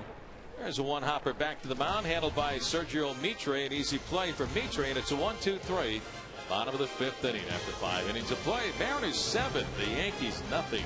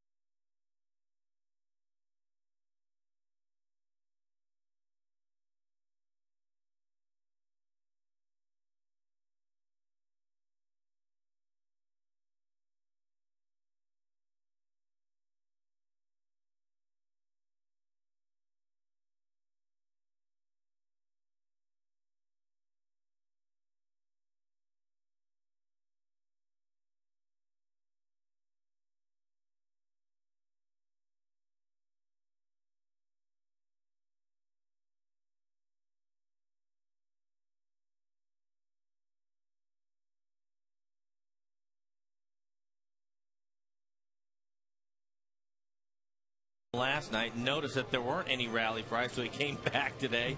And now we're going to have Lindsay deliver the fries to him. Lindsay yesterday wasn't here because she was over supporting the Washington Huskies, you can see by her T-shirt. She's a big Washington fan, graduated from the University of Washington. Apparently, Lindsay told Brad Adams that the Huskies were going to beat USC. And Brad Adams made a bet with her about washing each other's car, and now Brad says he doesn't need to wash Lindsay's car. I don't think that's the right thing to do. I think Brad needs to get out there with a sponge and start washing. I do too. Mark Teixeira with a drive fair down the right field line. Teixeira's in at second base with a leadoff double here in the top half of the sixth inning. Ichiro up with the ball, gets it back in. So Mark Teixeira 2 hits this afternoon. And so, you know, Junior goes through once a week now, and he makes the pitch like JJ used to on the teams that he thinks are going to win. And so I guess they took it to him to be the judge of this thing, and he said that Brad needs to wash her car, and I agree. It's only fair. I think he lost the bet, Brad Adam. You got to wash Lindsay's car. So after the ball game, get the soap and water and the sponges and take care of Lindsay's car. Huskies winning yesterday 16-13 over third-ranked USC. And thanks to the young man for coming back again today. Gets his rally fries. Good for him. Here's Alex Rodriguez. Down low, ball 1.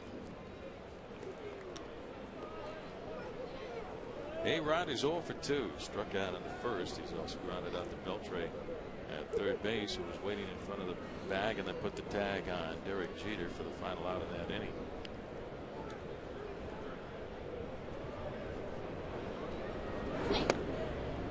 Ball 2. 2 balls and no strikes. In another inning, Rick, it's going to be tough on the hitters. You can see the shadows getting out over home plate. It's not too bad right now, but when they get about halfway out to the mound, it gets difficult to see. You lose sight of the ball, it becomes you see the ball darker all of a sudden. It looks a little more gray, and you don't see the spin of the ball as well. You can see it. You just don't really pick up the rotation as quickly as maybe you normally would as Ian throws a fastball right by outs. 2-1 the count at A-Rod. Sean Kelly getting loose down to the bullpen. Story of this ball game. You're an idiot.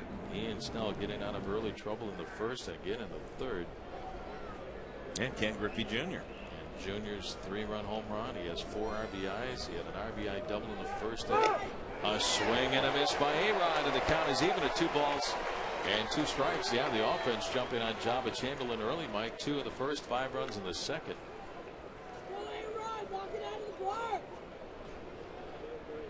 The 2 in the first were big. First couple outs, and the Mariners are able to score 2 runs after the first 2 hitters make outs. 2-out double by Junior, 2-out single by Beltre. That kept more pressure on Chamberlain. His pitch count went higher and higher. He was out of there after just 3 innings. They were always kind of keeping track of his pitch count and his innings anyway as the season winds down. Well, he had to work hard to get through 3 innings today. He threw a lot of pitches. Yeah. Mariners did a nice job offensively of making him work. He used up those pitches in a hurry. Fly ball into right center field. Ichiro gets over in plenty of time to make the catch, and holding at second is Teixeira. So A-Rod flies out. 1 out for the Yankees. The thing about Ian Snell, Mike, this afternoon, it seems like when a leadoff batter gets on, or 2 get on, he's able to come back and get a big out where that runner, wherever he is, doesn't advance. You know what he's done today, I think, Rick? Again, it goes back to his changeup and his breaking ball. It seems like when he's gotten into some trouble, he's gone softer, which is a good idea against a club like the Yankees. Now, the trick to it is you have to be able to command those pitches. Locate it. Yeah, exactly, which he has been able to do, and you can see the outs. Pretty even, 6 ground outs, 8 fly outs, and 2 strikeouts for him in the game.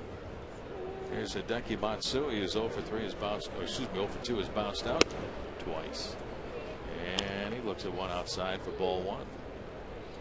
Yeah, you can't miss out over the plate against these guys, and that was Doug Fister's problem last night. But he pitched a heck of a game his first time around back in the middle of August against the Yankees, and won going 7 innings.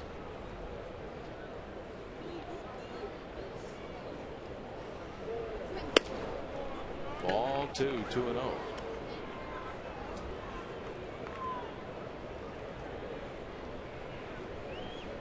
Matsui 1 for 3 last night with a home run, his 26th of the year.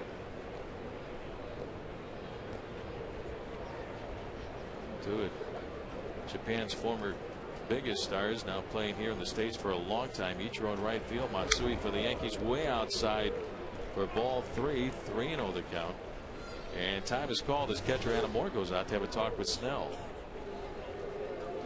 Teixeira on its second, 1 out. Mariners with a 7-0 lead. And that last ball that he threw was pitch number 100 for Snell. Kelly has been throwing for a little while. I'm sure he's ready to go out in the pen whenever Don Wakamatsu, Garrett Olson, the left-hander, is throwing with him. Don would like to see Snell get through this 6th inning. And a strike in the outside corner, 3-1.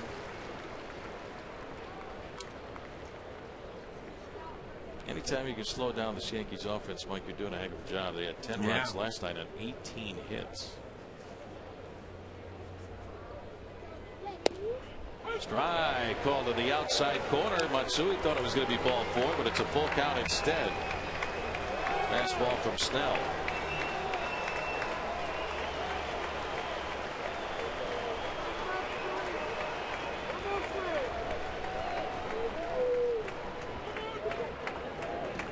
Time is called. Matsui backs out of the box.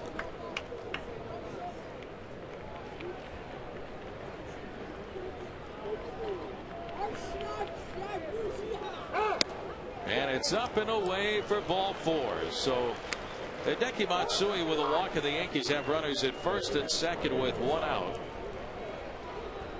4th walk given up by Snell. And here's catcher Jorge Posada, just off the 3-game suspended list. Was out for 3 games after his altercation with the Toronto Blue Jays on Tuesday night. Last time up, robbed of a base hit on a great diving catch by shortstop Josh Wilson.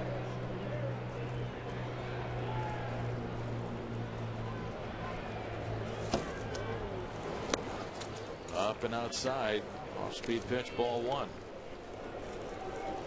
Wants that pitch down and away, Mike, to try to get that ground ball. So does Rick Adair. He's running out to the mound right now. The Mariners pitching coach talked to him about it, see if he can get him back down in the zone.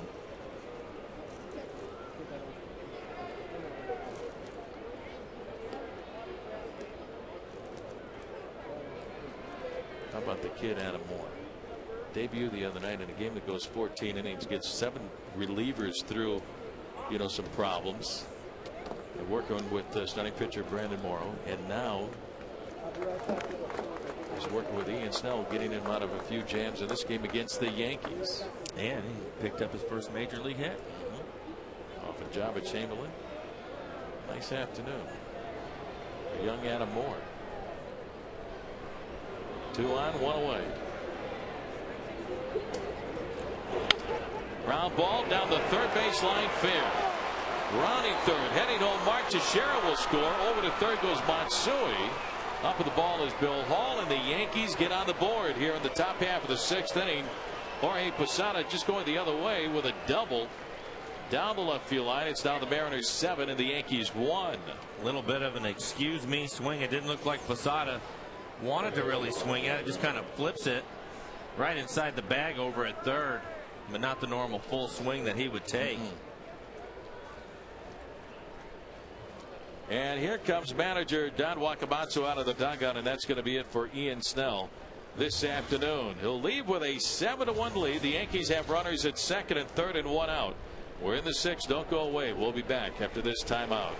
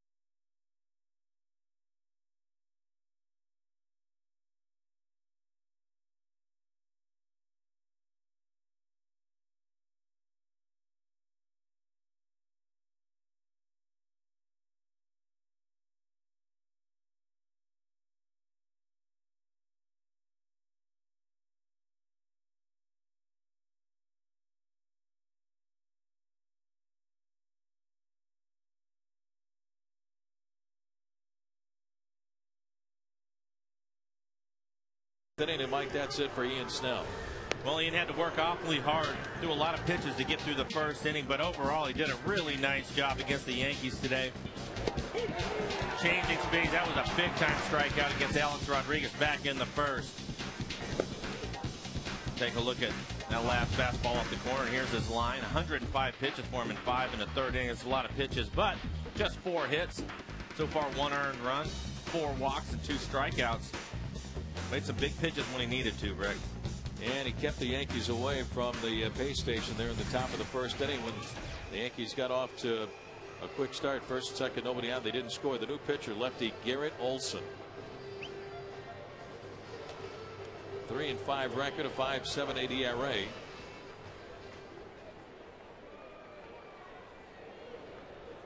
We'll take a look at Robinson Cano.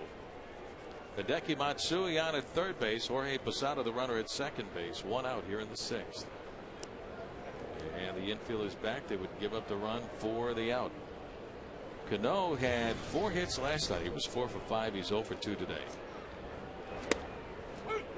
0-1. Right there, that's a pretty good indication, Rick. You saw Cano flinch. He's a terrific hitter. Lefties, righties, it doesn't really matter to him, but that was a first pitch breaking ball, and he didn't see it. You could tell he was having a tough time because of the shadows already. He was backing away from that first pitch. There's the shadows out in front of the plate. Fouled away behind the plate, and the count is 0-2 on Cano.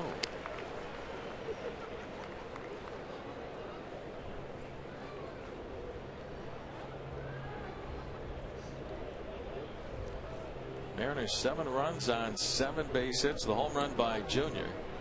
3-run home run in the second inning. Yankees 1 run on 4.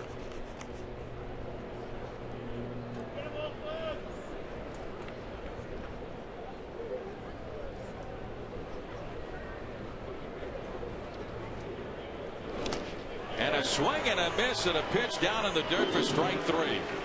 Garrett Olson strikes out Robinson Cano for the 2nd out of the inning. And the Yankees still have runners at second and third. Cano shaking his head. Let's take a look at our Quest high-speed pitch. Ian Snell throwing 95 this afternoon, and Sergio Mitre throwing 93. Came on in relief for Jabba Chamberlain. You're right, Mike. It looked like Cano had a rough time with those shadows. Melky Cabrera takes high and outside for ball 1. And what'll be interesting is Adam Moore, the catcher. He's familiar with Olson because Olson spent some time in AAA this year. But if he ends up getting a couple of guys that he's not real familiar with, it could be difficult to catch the ball back there too, just because of the movement of the pitches and not being familiar with them. Outside, changeup, ball 2. 2 balls and no strikes on Cabrera, who has lined out to Ichiro and right, also flied out to Hall in left field.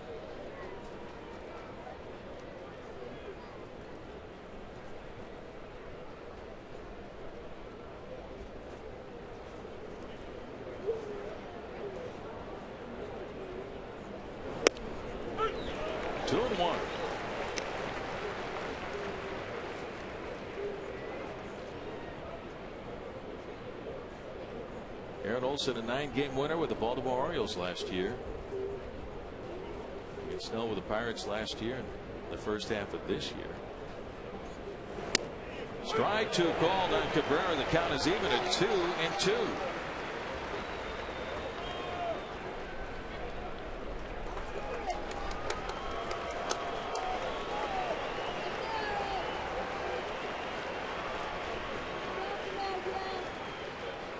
Matsui at third, Posada out at second base.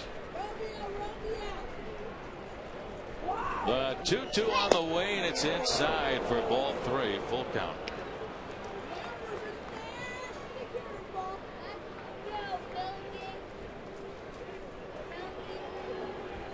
$35,885 today for the final game of the series. Payoff pitch, fouled away behind home plate. Garrett's doing a nice job of mixing his pitches up. A lot of times he throws fastballs, but he's throwing a few changeups and some nice breaking balls. You can see the different pitches that he's thrown so far. Just the one fastball, changeups and breaking balls. Ground ball to third. Tricky hop handled by Beltre. Stops, pops, throws the first, and he got him. Nice play by Beltre. That'll end the inning. The Yankees get one. It could have been worse. We go to the bottom of the sixth inning. Our score. It's the Mariners 7 and the Yankees 1.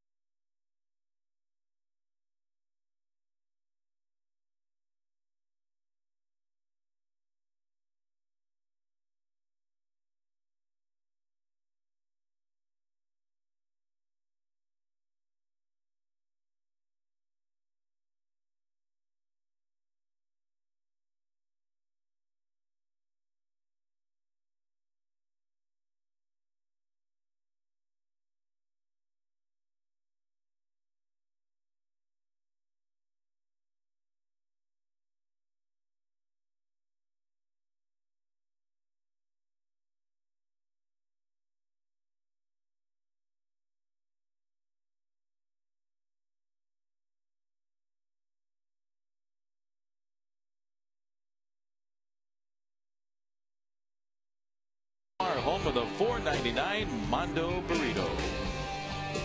What a day out for baseball on this Sunday afternoon. Game time temperature was 61 degrees. Little breeze, Mike, blowing in off the sound from the left field corner. Good crowd, 38,000 plus. For the final game of the series, it's the rubber match of the series. The Mariners have been very successful in these games all year long. Well, they have, and that's the biggest difference when you look at their season and having an opportunity to have a winning season. That has been the difference. And for a while there, Rick, remember they used to lose the first game of every series, it seems like, and then they'd still end up winning that series, which I think is a really good indication of what's to come for this organization and this team going into next year. Josh Wilson leading off the bottom of the sixth inning, a 7-1 Mariner lead over the Yankees. Wilson with a sacrifice bunt that led to 5 runs that inning. He's also flied out to Cabrera in right field.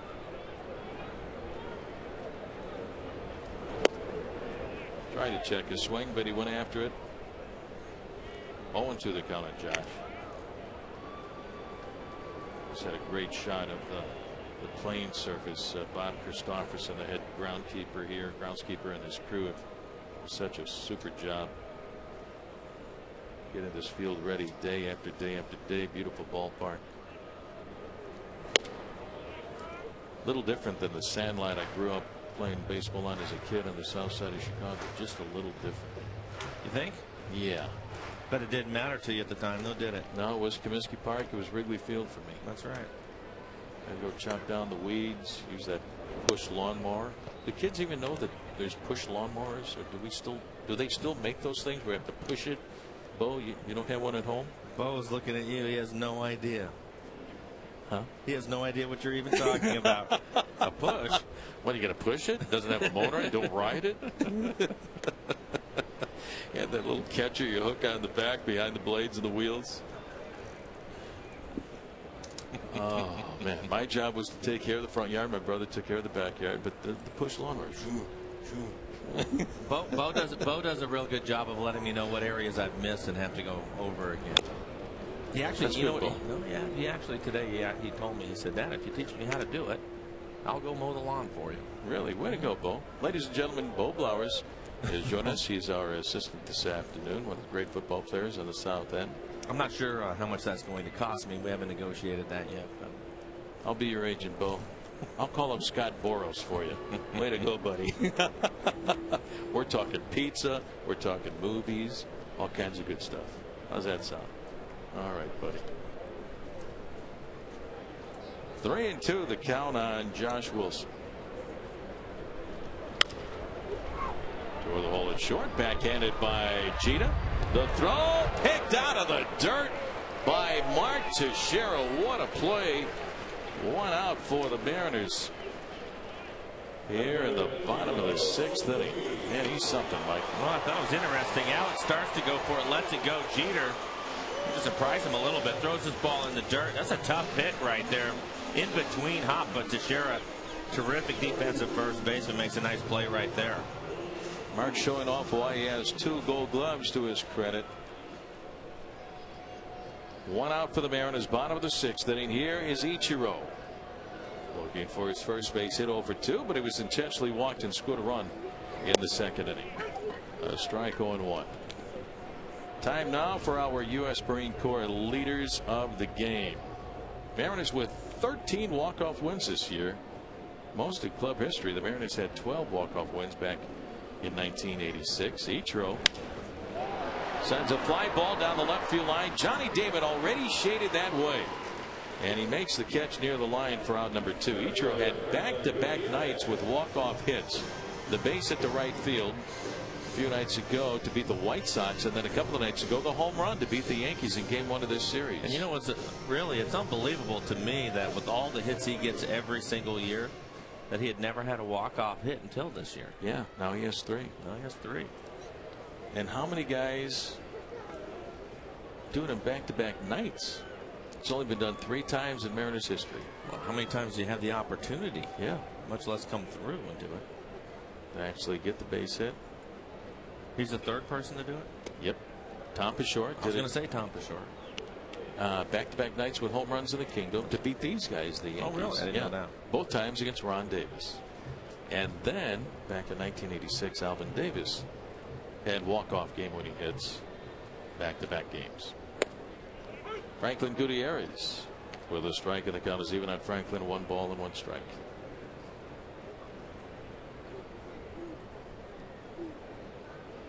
First walk-off hit, Ichiro went flying out into center field, trying to avoid the crowd chasing him. Swing and a miss, 1-2 on Gutierrez. The crowd being his teammates. His teammates, right. yeah. His fellow teammates had to go out there, chase him down. Finally got to him. And nothing he could do the other night because they were waiting for him at home plate after he hit the game-winning home run.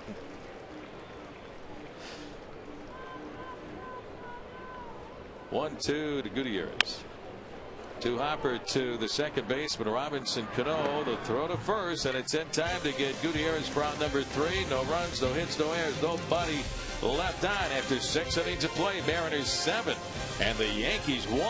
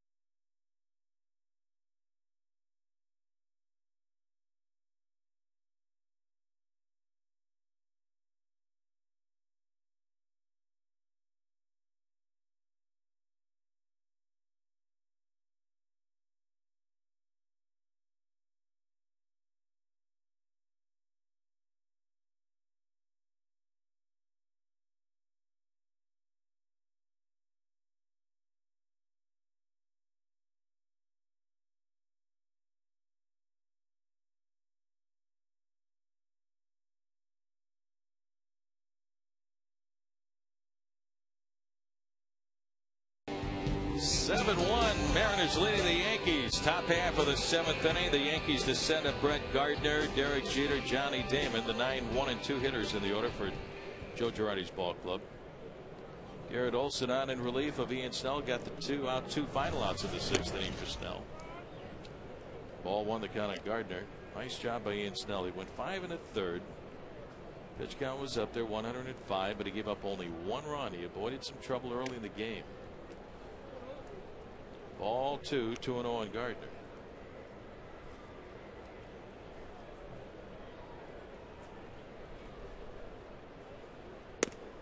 Ball 3, 3-0. Yankees started the year 17-17. First 34 games. On May 14th, there were 500 ball club. There's a strike, 3-1, but since then they have gone 78-37. That's about the time that Alex came back. Right there. Came back on May the 8th. Inside, ball 4. So Gardner draws a leadoff walk here in the 7th. 1 on for shortstop Derek Jeter.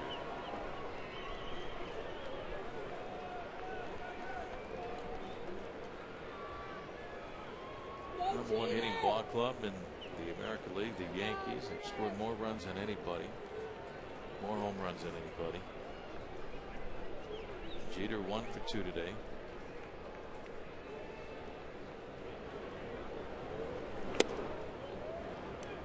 Ball 1.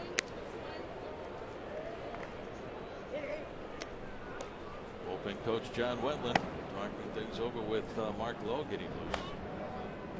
And time is called as catcher Adam Moore heads out to the mound to have a talk with Olson.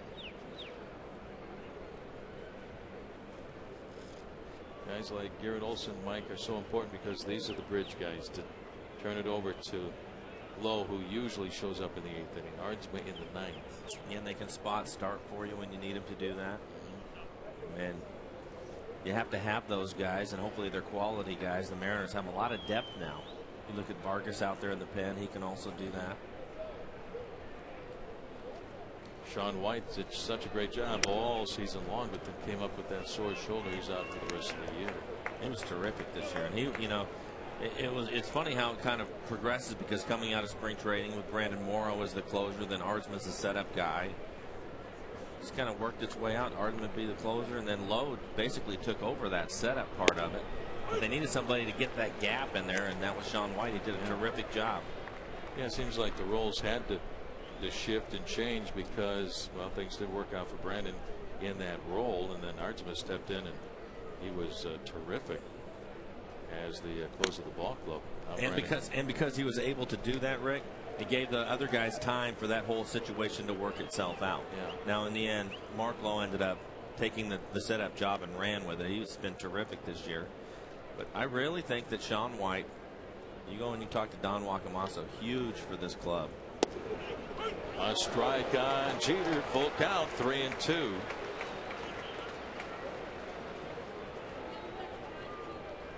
On deck is Johnny Damon. You can't win without a bullpen because starters just don't have complete games anymore. We were having that discussion today. We were having that discussion today when we were talking about Cy Young Award.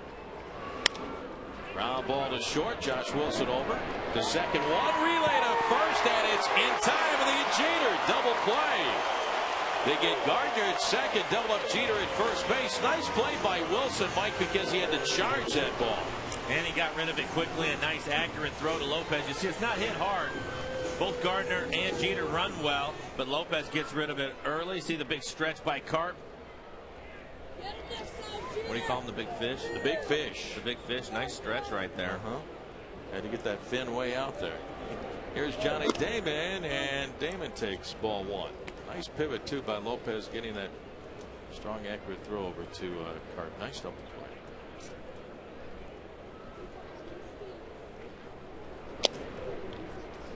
Damon couldn't keep him off the bases, Mike, in the first 2 games of the series. He was 6 for 8, 0 for 2 today with a walk. He's been hot, no question about it. 6 for 10 in the series so far. 2-1. Johnny's been around a long time. Made his debut in 1995 with the Royals against the Mariners. Got a base hit, his first hit off of Tim Belcher. Line drive right at Lopez at second base, who makes a catch for out number 3. 7th inning stretch time after 6.5 here at Safeco Field. Our score, it's the Mariners 7 and the Yankees 1.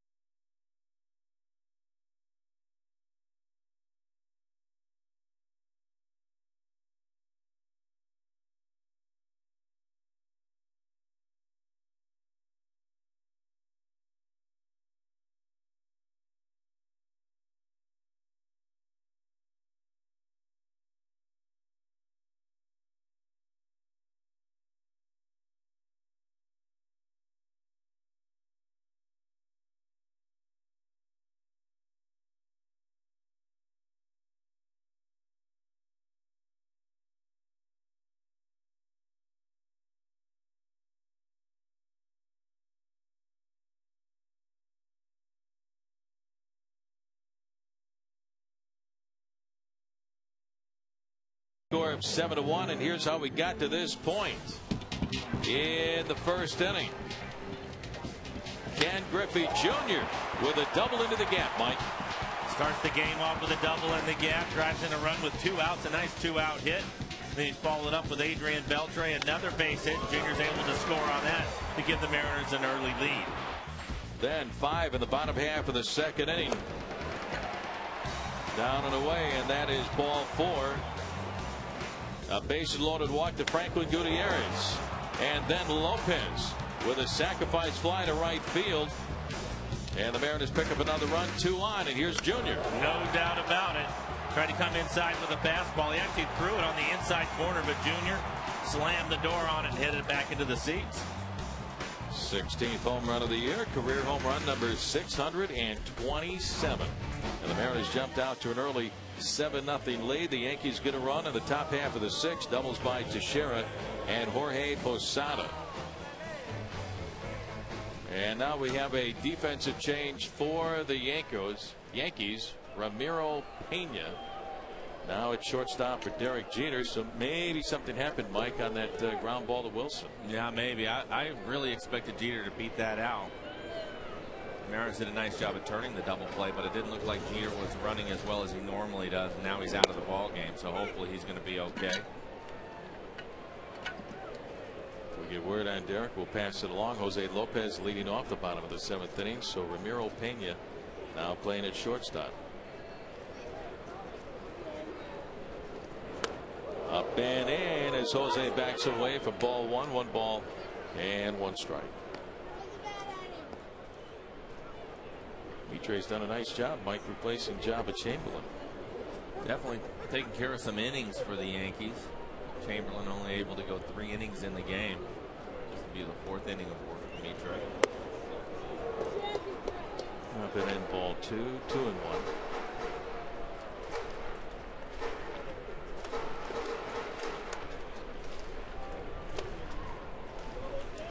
Mariners 7 runs, 7 hits. The home run by Griffey, who has 4 RBIs.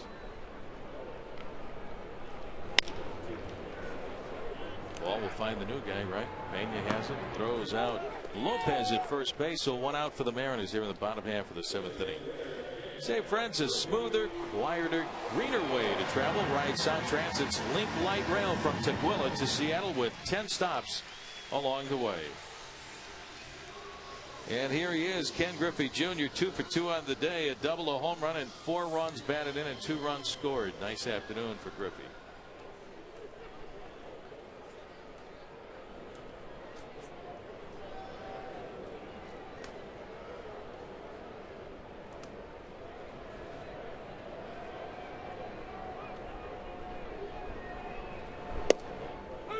On the outside corner, 0-1. And just watching Junior Mike all season long, he's having a lot of fun. He's having a terrific time. We've talked about that a bunch with him this year, and everybody has good days and bad days, right? But he's had a good day pretty much every day this year. I can't think of him not having fun or laughing about something. Why not? Exactly. Hall of Fame career. Making sure, doing his best to make sure that a lot of the guys also have a good time inside that clubhouse and on the field. Outside, ball 2, 2-1.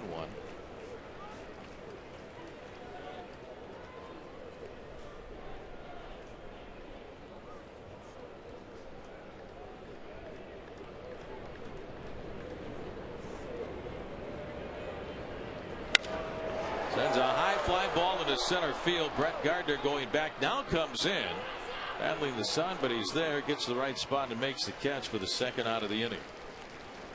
Did a really nice job of shielding his eyes with his glove, keeping the sun out. So 2 down, and that'll bring up third baseman Adrian Beltre. Where was the worst sun field that you played? I mean, you played a lot of third base, once in a while in the outfield, but I would have to say, and it wasn't necessarily the sun, but day games at Yankee Stadium, because the way the old stadium, the way it would slope down, right? Yeah. Everybody, of course, it's beautiful weekend, sunny day. Everybody has their white shirts on, and when that with the way that the field slanted down, they were all sitting right there. I mean, it was really hard to pick the ball up. Yeah. So it wasn't necessarily looking up into the sun, but it was the glare off of all those white shirts and trying to pick the ball up as it was coming through the hitting zone. Old Yankee Stadium. 2-0 the count on Adrian Beltre. Comiskey Park was the same way because it was so old that the drainage basically was, straight down for the baselines. When you were playing in high school and college, did you guys have the flip down glasses?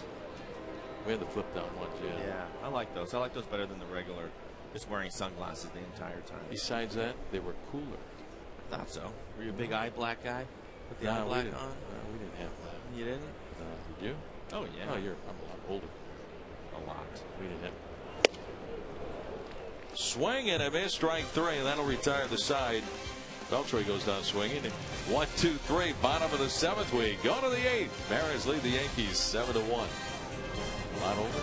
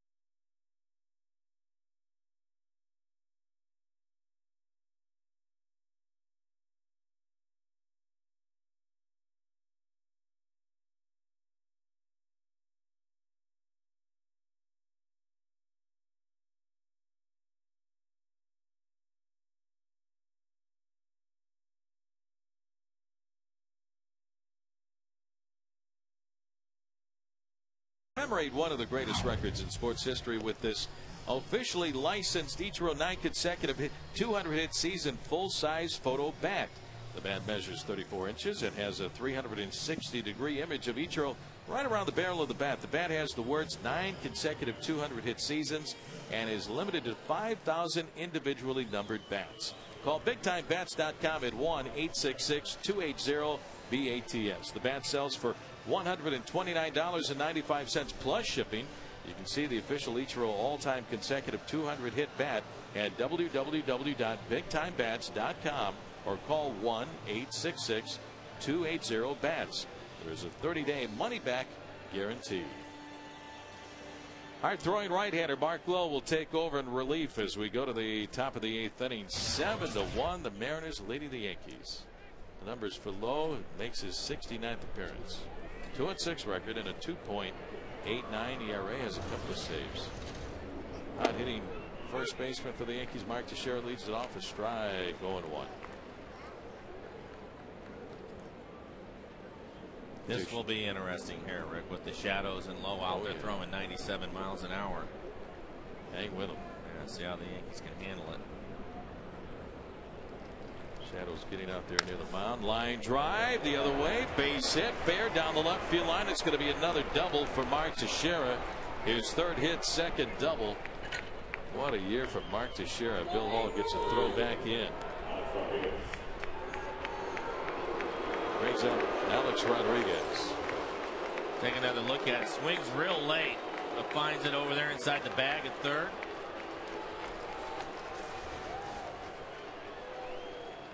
Teixeira went 4 for 5 last night with 2 home runs and 5 runs batted in. He's 3 for 4 today. Alex Rodriguez is 0 for 3. Has struck out. Grounded out to Beltre at third. He's also flying out to Ichiro in right field.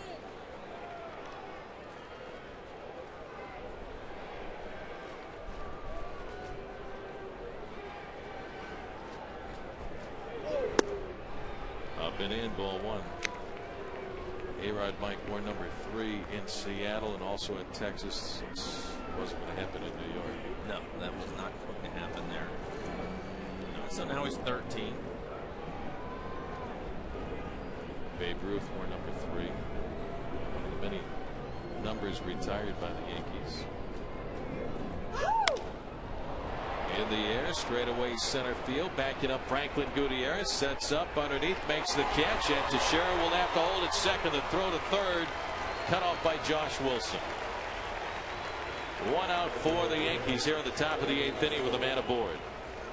Say, friends, catch all of the action of the 2009 Major League Baseball postseason on Fox and TBS. The excitement begins on October the 7th with the Division Series on TBS.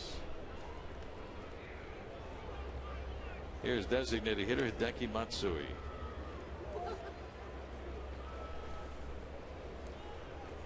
Cubs trying to get to the playoffs. Of course, the Yankees. The Yankees looks like they're going to take care of business in the East, Mike. I don't think there's any question about it. I know the Red Sox still have 3 games left with the Yankees, but they're just playing so well, Rick. They've been terrific since the All-Star break. I don't see them slowing down right now. 95 wins. Boston starting to play 6 games back in the East. Let's see, Boston won today in Baltimore 9-3 over the Orioles. Both clubs will be in the postseason. Boston out in front of Texas in the wild card by 7 games. That's Rangers, over. That's over. Texas can't overcome that. Well, Texas lost today. Boston won, so now it's 8 games. It's pretty much done. I think it is. Only 2 weeks left to play. And I tell you what, though, Mike, still a good race going on. Here's a look at the East standings and the wild card. Pitch to Matsui is outside for ball 1. Minnesota, they're not out of it. They don't have Justin Morneau out. He's out for the year. They lost today to the Tigers 6-2. So Minnesota 2 games back going to it, so they'll fall back to 3. Big win for the Tigers, hanging in the Central. Swinging a foul back by Matsui. 1-1 the count. Here's a look at that American League Central Division race. Detroit winning today over Minnesota, now with a 3-game lead. The White Sox is 6.5 out. As again, the skipper of the White Sox not too happy.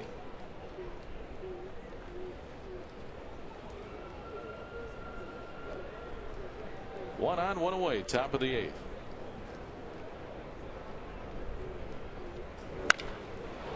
Down the right field line, pulled foul, hit hard but foul off the bat of Matsui, and the count 1-2. Off speed pitch right in the middle of the plate.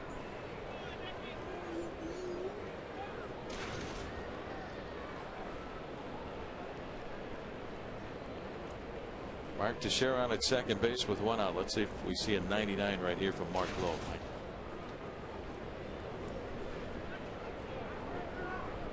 Is it miles per hour? Adam Moore going through the signs.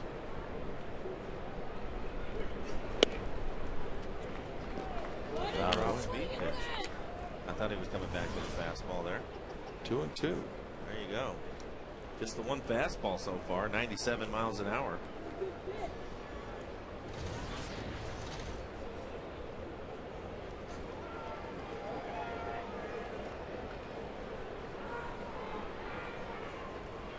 Two. And a swing and a miss. Strike 3. And there's the fastball.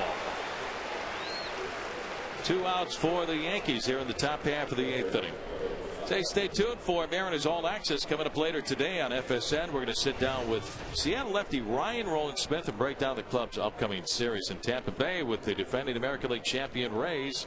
Mariners All Access today at 4:30 right here on FSN.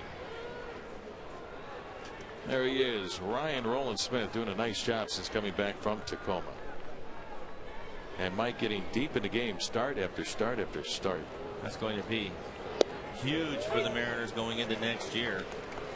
He's a guy, once you get through the month of April, he'll be somebody 115, 120 pitches I don't think will bother him at all. No. And he's usually pretty efficient, so he's going to work deep in some games and really save the bullpen a lot. You have him and Felix in your rotation.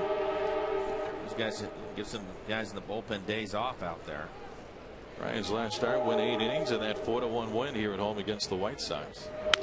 Ground ball by Posada right to the second baseman Jose Lopez, and that will retire the side. Leadoff double by Teixeira. He is stranded at second base. Nicely done by Mark Lowe. We go to the bottom of the 8th. Mariners 7 and the Yankees 1.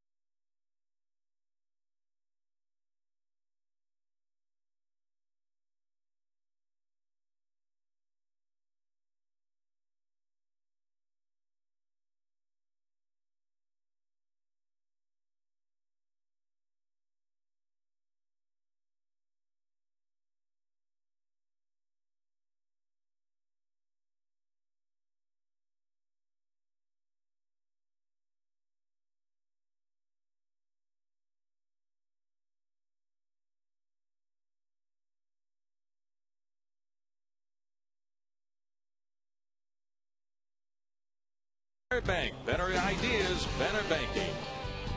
And by Pizza Hut, get loads of melty cheese with the stuffed crust pizza only from Pizza Hut. That sounds huge. We go to the bottom of the 8th inning. Aaron is leading the Yankees by a score of 7-1. Some defensive changes for New York. Now playing left field is Melky Cabrera. He wasn't right, so put Cabrera in left. Now in right field is Eric Hinsky. Big Juan Miranda is now playing first base for Mark Teixeira. And graduated from SIU, a Saluki, Jerry Hairston Jr. taking over at third base for Alex Rodriguez. Left fielder Bill Hall leading off the bottom of the 8th inning. Hall, Carp, and Moore to face Sergio Mitre. Has done a nice job in long relief for starting pitcher Jabba Chamberlain. Lasted only 3 innings, gave up 7 runs, all earned on 5 hits, walked 3, had a couple of strikeouts.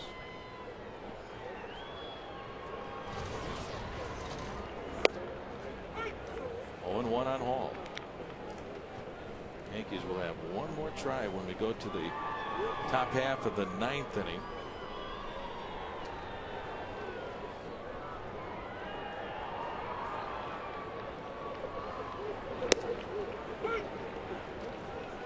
Oh, 2. Looks like they're going to have to try it against David Artsma, getting loose out in the Mariner pen to get some work in today. Mariners have the off day, the travel day actually tomorrow. Right. Now it's out of Tampa Bay. Just 2 games against the Rays, Tuesday and Wednesday. Swing and a miss by Hall, strike 3. 1 out for the Mariners here in the bottom of the 8th. Brings up first baseman Mike Carp. Say the final BECU half price family night of the season is set for Tuesday, September the 29th, when the Mariners host the Oakland A's. Few reserved seats are as low as $10, so bring the gang out to Safeco Field for a fun night of baseball. Tickets are available at mariners.com. Rick Riz along with Mike Blowers, his son Bo Blowers, helping us out this afternoon up here in the broadcast booth. Mike Carp takes a strike on the outside corner, 0-1, of course, with the best associate director in baseball, Robbie Nielsen, alongside of us, making sure that we read the commercials and the drop-ins. He's the best, huh, Mike? No question about it. Keeps you in line. And that's tough to do. Carp 1 for 2 with a single and a run scored. 0-2 the count.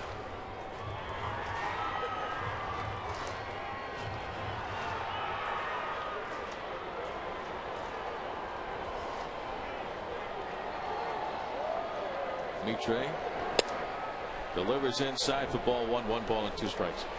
Mike, you went through this maturation process like a Mike Carp and now an Adam Moore. You work so hard through the minor leagues to get to the big leagues. Okay, now you get here. What's the off season like for you? Inside, on the inside corner for strike 3. 2 strikeouts from Mitre here in the bottom of the 8th inning. That'll bring up Adam Moore. This copyrighted telecast presented by authority of the Seattle Mariners. It may not be reproduced or retransmitted in any form, and the accounts and descriptions of this game may not be disseminated without the express written consent of the Seattle Mariners. I think that initially it's a time of reflection. You know, everything's going so fast for these guys right now. Yeah. They get home and relax a little bit, and they'll start thinking about the process, what they went through, what they saw, adjustments they need to make. And really what they should do is go out and work this winter towards getting better and making adjustments that they feel they need to make to have success at this level, whatever that may be. Right. And that's what they'll do. You know, the one thing you don't have to worry about with the young guys, Rick, is they're hungry. You better believe it. Like this kid right here, Adam Moore. First pitch a strike, the next offer down and away for ball 1, 1 ball and 1 strike. And you find out right away what you need to work on during the offseason after spending a few weeks in the big leagues. Well, you have a bunch of advantages. One, you go through it yourself. 2, you have the best coaches in the world.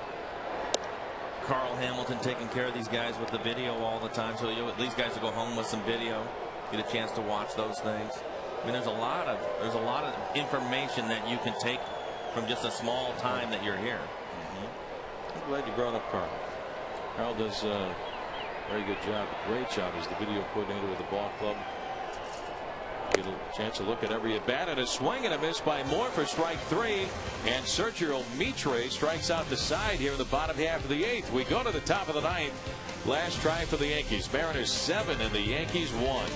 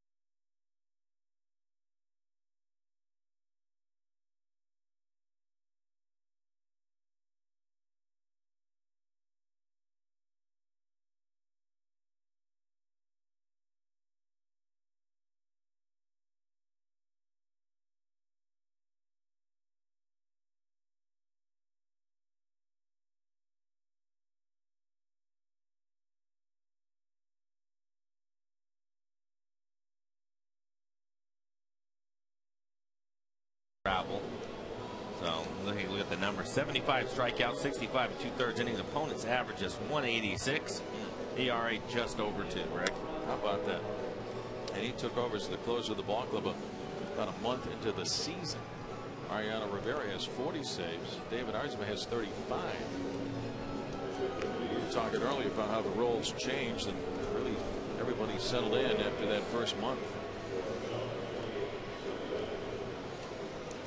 Shelley Duncan will lead things off for the Yankees. So we have a number of changes that Joe Girardi made in the bottom of the 8th. Excuse me, the bottom of the 8th inning defensively. So this is Shelley Duncan to bat in Cano's spot in the order. Duncan hitting 167, no home runs, no RBIs. Strike, going 1. And Mike, you take a look at all the great closers down through the years, whether it's Mariano Rivera, Dennis Eckersley, pick one. It's that ability to go strike 1 consistently. Working ahead, and most of those guys, most of them have plus stuff. If they get ahead of you, it makes it that much tougher, and it puts you in a real defensive mode. If you all of a sudden you switch the tables around and you're ahead, you can be a little more aggressive, and that's why they're able to close games out, able to close them out in pressure situations. And I think this guy, David Arzma, you go back and you look at his saves, he didn't have too many of those 3-run lead, walk in the park type of saves. There were 1-run saves. Yeah, a lot of them. Up and away for ball 1, 1-2 the count on Duncan. Mariners have 31 games in which they won by 1 run. That's a lot of pressure. One mistake can cost you a ball game. This guy has been able to handle it. Popped up. Shallow left center field. Coming over Bill Hall and Gutierrez. Franklin is there and he makes the catch, and there's out number 1.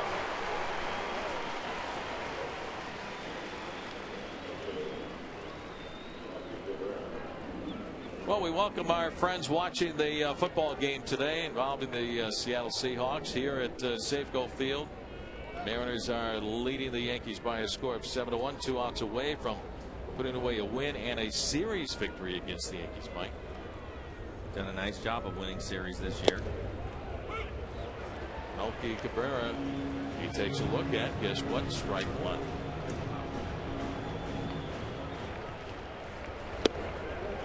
Strike 2. 0-2 the count on Cabrera. Basically, closers have 2 pitches, and they're really good pitches. Bounce down the third base line. Foul ball handled by Beltre, but over into foul territory. The count is still 0-2 on Cabrera.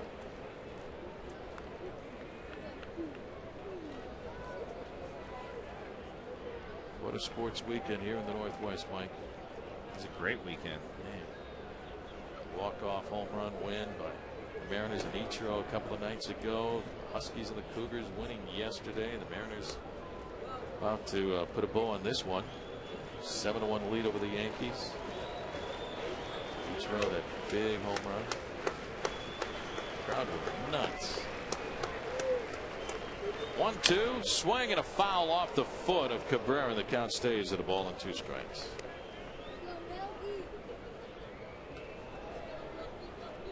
What years were you at the University of Washington? What season? 86, 7. Joe Girardi from Northwestern University.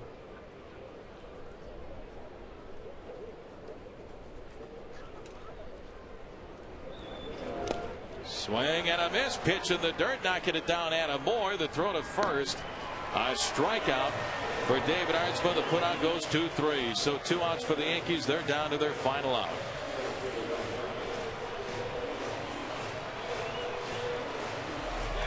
Now the fans rising to their feet.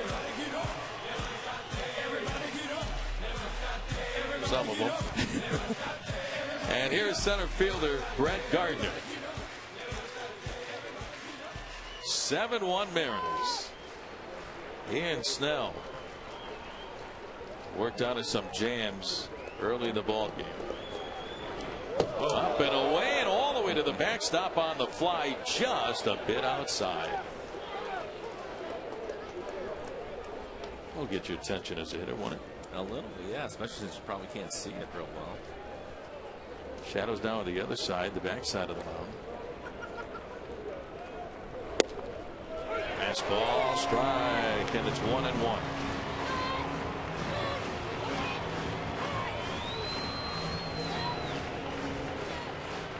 Mariners trying to go 4-2 on this homestand.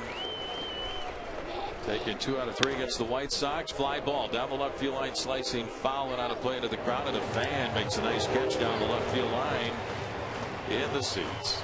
And it's 1-2 on Gardner. Hey, what's he doing in the crowd? What's Ichiro doing in the crowd? Pretty good lookalike right there. Real one's out in right field. Line drive caught by the shortstop Josh Wilson, and it's over. The Mariners beat the Yankees this afternoon. A final score of 7-1, and they take the series 2-1. Ian Snell, the winner. He goes to 5.